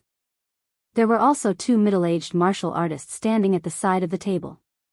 They were obviously his attendants and guards. After hearing Ji Tianqing's words, the blue-robed youth smiled slightly and said to Ji Tianqing, "This brother's words are incorrect. Brother, you might not know, but this Fengyang city is a place one must pass through to enter the Hengchuan kingdom from the three neighboring kingdoms. It's also an important place for merchants to trade. The Treasure Heaven Pavilion is a large merchant company that has businesses all over the three neighboring kingdoms. The auction that they hold every year is a top grand event for the three neighboring kingdoms. Otherwise, there wouldn't be so many merchants and martial artists gathered in Fengyang City tonight." Ji Tianqing's brows raised as his eyes stared fixedly at the blue-robed youth, and he silently listened to the blue-robed youth without interrupting him. Ji Ke's beautiful eyes once again surged with yearning, and she was obviously slightly moved. When he saw this scene, the blue-robed youth stood up and walked over to Ji Tianqing's table to sit down, then he lowered his voice and said, "Brother, various priceless treasures have appeared in the past auctions, and most of them are treasures of heaven and earth that martial artists yearn for even in their dreams. Supposedly, the Treasure Heaven Pavilion will take out a rare and precious treasure to auction in tonight's auction, and it's a myriad spirit jade pillow. People who suffer from diseases or yin and yang disorder can be cured by this treasure. Women can sleep on this jade pillow and maintain eternal youth and beauty. It's even to the extent that martial artists can obtain twice the results with half the effort when cultivating and swiftly increase their strength. All in all, this treasure has extraordinary origins and miraculous effects." When he heard the words eternal youth and beauty, Ji Ke's eyes were instantly suffused with a crystalline light, and he impatiently wanted to go experience it. Ji Tianqing's expression was still calm, and his gaze carried a sense of scrutiny as he sized up the blue-robed youth. A complete stranger had actually taken the initiative to introduce the Treasure Heaven Pavilion's auction to him, and even described it in an extremely tempting manner. He couldn't help but be vigilant and suspicious. Could it be that this unfamiliar blue-robed youth is a shill of the Treasure Heaven Pavilion? The blue-robed youth obviously noticed Ji Tianqing's suspicion as well, and he wasn't embarrassed in the slightest, and he still had a hearty smile on his face. He cupped his hands to Ji Tianqing and Ji Ke, then he introduced himself. "Brother, young miss, I'm Nie Hao, the grandson of Marshal Qinkuan of Mao Rong Kingdom." When he mentioned his grandfather, Marshal Qinkuan, his face naturally revealed a proud expression. Ji Tianqing immediately understood and returned a kind smile to Nie Hao. He cupped his hands in return and said, "So it's the grandson of Marshal Qinkuan, Sorry for not recognizing you. Marshal Qinquan's name was Nie Qinquan, the Grand Marshal of Mao Rong Kingdom's troops and horses, and also the country's #1 general. Mao Rong Kingdom's imperial family was weak, and the emperor was muddle-headed and incompetent, but Marshal Qinquan was the mainstay of Mao Rong Kingdom and was deeply respected by the people. Marshal Qinquan had fought all his life, and his military achievements were splendid, and he rarely lost.